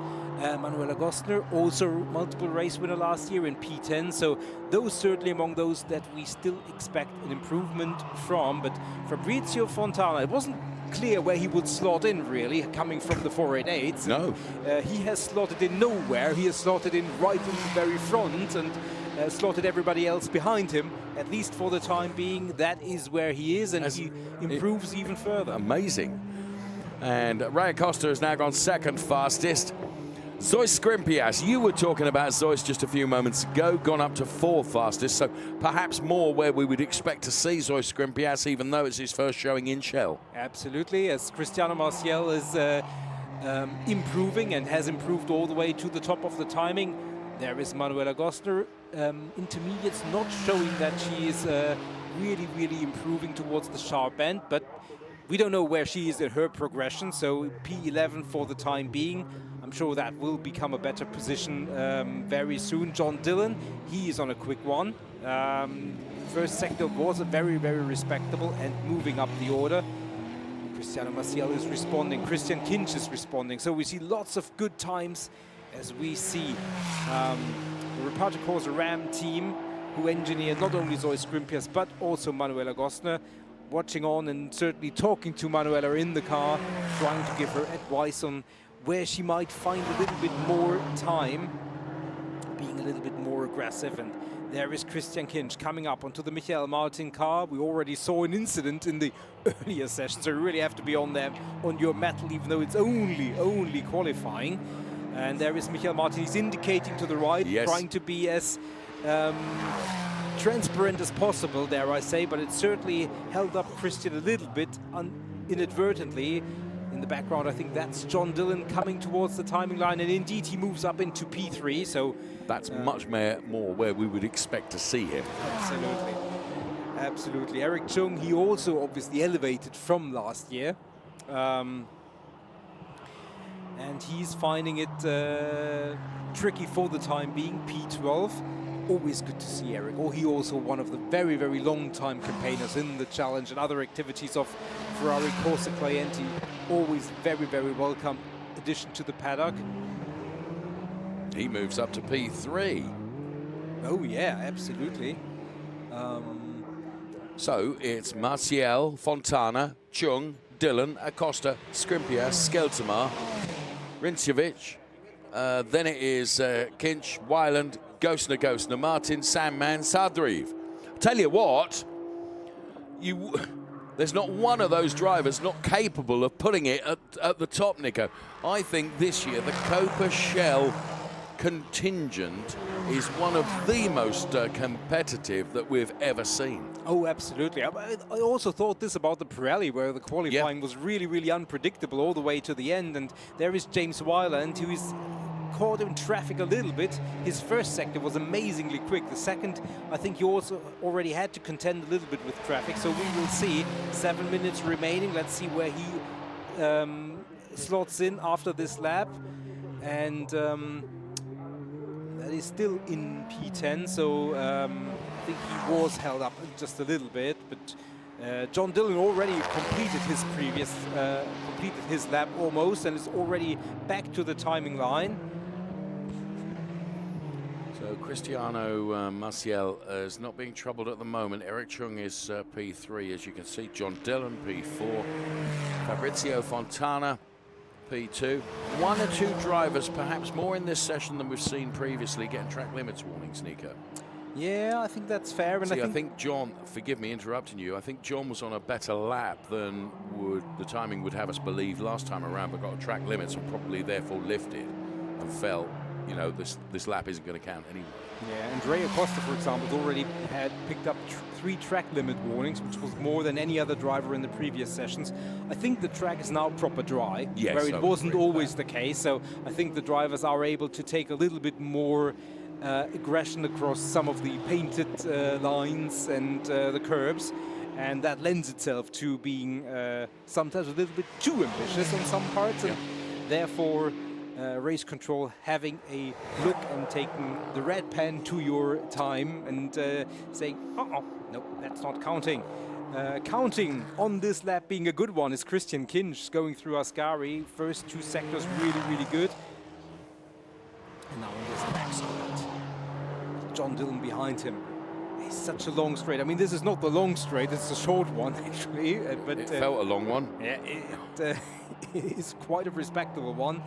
And then there is this Parabolica, which, if you look at it on the map, it looks fairly unassuming, but it's such a technical corner. Yes, it is. And it goes on and on and on. Kinch improves 3 places, goes up to P4, Nico. And there is Manuela Gostner, and like her, Thomas Gostner, also very, very good first sector. And there you can see the 2 together. Yep. Not in tow, but quite close together as Manuela Gostner. We can see attacking those curbs through Ascari, which you couldn't quite do in the same way previously when they were a lot higher. Yeah. And there is the pit purge of the Reparto Corsa Ram team. Now that's Giorgio Sonagiotto, who we can see there, who is driver coach to Manuela Gostner and team boss of our Nico Reparto Corsa Ram team, who you said earlier on, and I really want to pick up on this.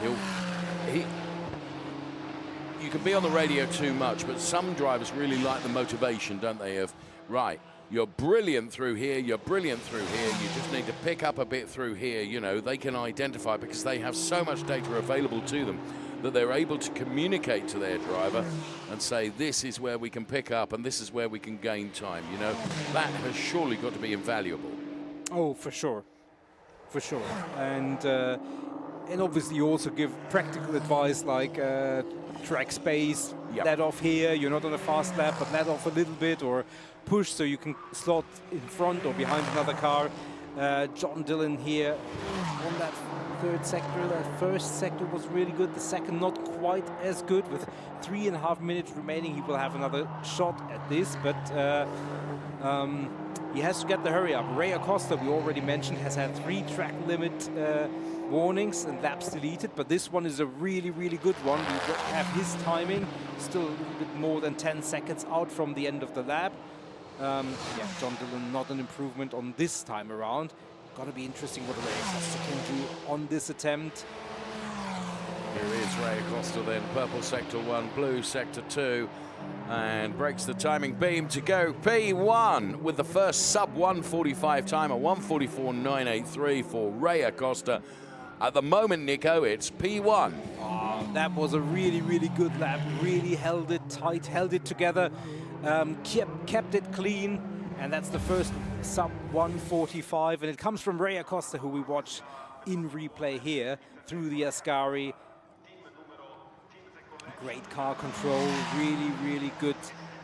Little bit of a slide, but just well enough control that it didn't really cost any time. And there is James Wyland also entering the Challenge Europe from the States. He had to be on his mettle, Ray Acosta, with 3 track limits warnings. He could ill afford to be a centimetre over the track limits. You know, he'd got to keep it within the lines, and he did so. Yeah, absolutely. There is Fabrizio Fontana, erstwhile top of the timings, unseated by the driver in front of him, as well as Christian Marciel, but he's going again first sector, indicative of that ambition to regain the top position. Where is he after 2 sectors?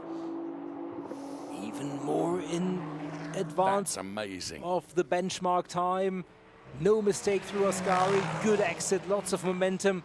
So this is going to be interesting. This is his penultimate attempt. He will have 1 more after this if he chooses to take it.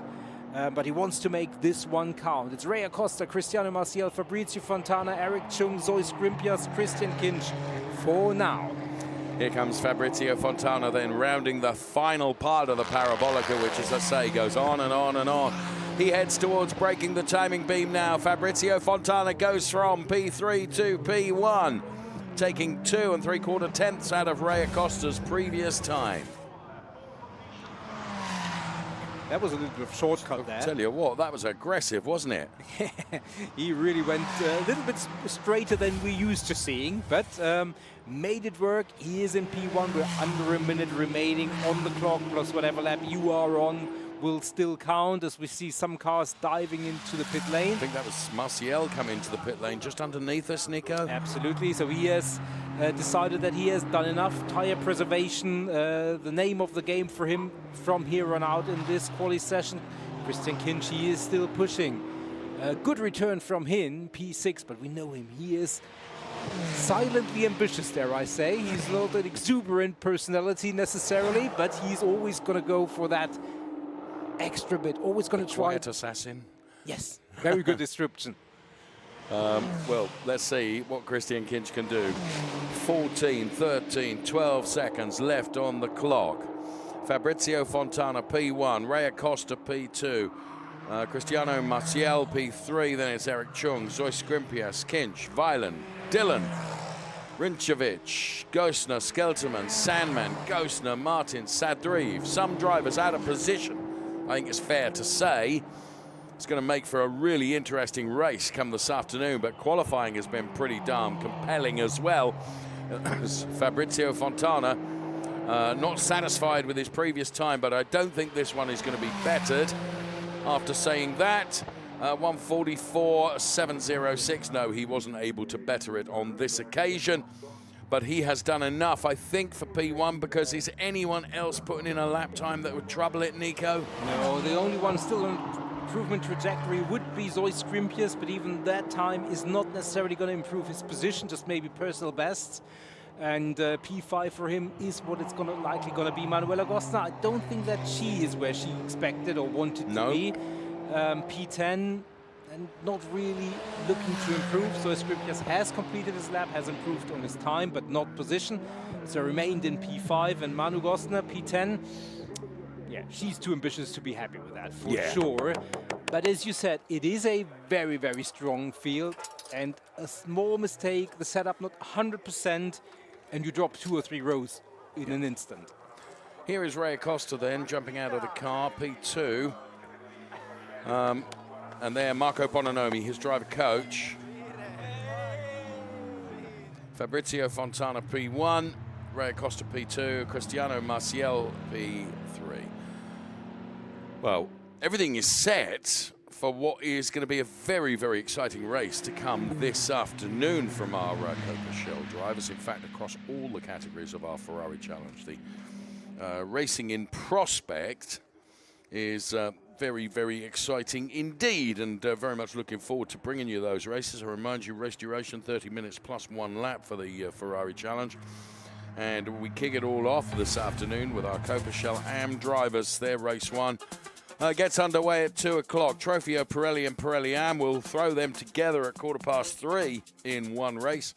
And then at 4:30 this afternoon, our Copa Shell drivers. The qualifying that you've just watched, as we see in replay then, the man that comes here as 488 Challenge champion from last year, and in his first qualifying session in Copa Shell in the 296 Challenge car, well, he's going to put it on P1. Well done, Fabrizio Fontana, for Formula Racing.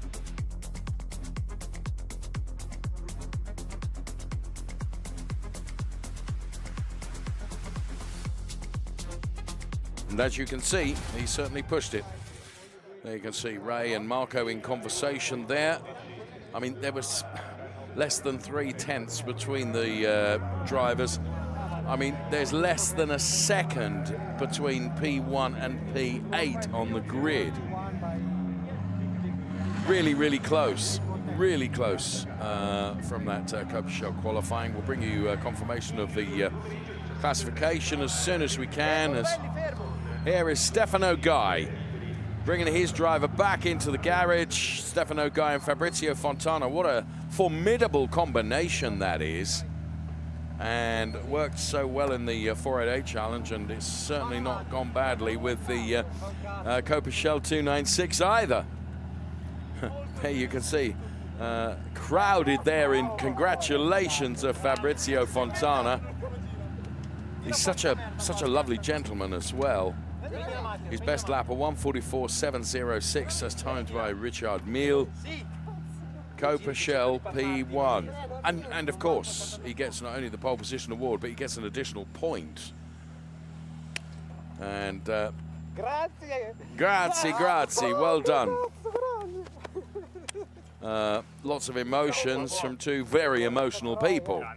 And of course, for Formula Racing, for the team, you know, they share in that success as well, because you win and lose as teams. You hear us say that enough times. That tear being wiped away from his eyes there. Here is the qualifying classification, I promise. Fabrizio Fontana P1, ahead of Ray Acosta. Cristiano Maciel, then Eric Chung, Zoe Scrimpias, John Dillon, Christian Kinch and James Wyland. They will occupy the front 4 rows of our Copa Shell race this afternoon. Oscar Lee Rinchevich, P9, then it was Manuela Gosner von Skeltermar. Jan Sandman, P12, then Thomas Gosner, ahead of Michael Martin and Ruslan Sadriv.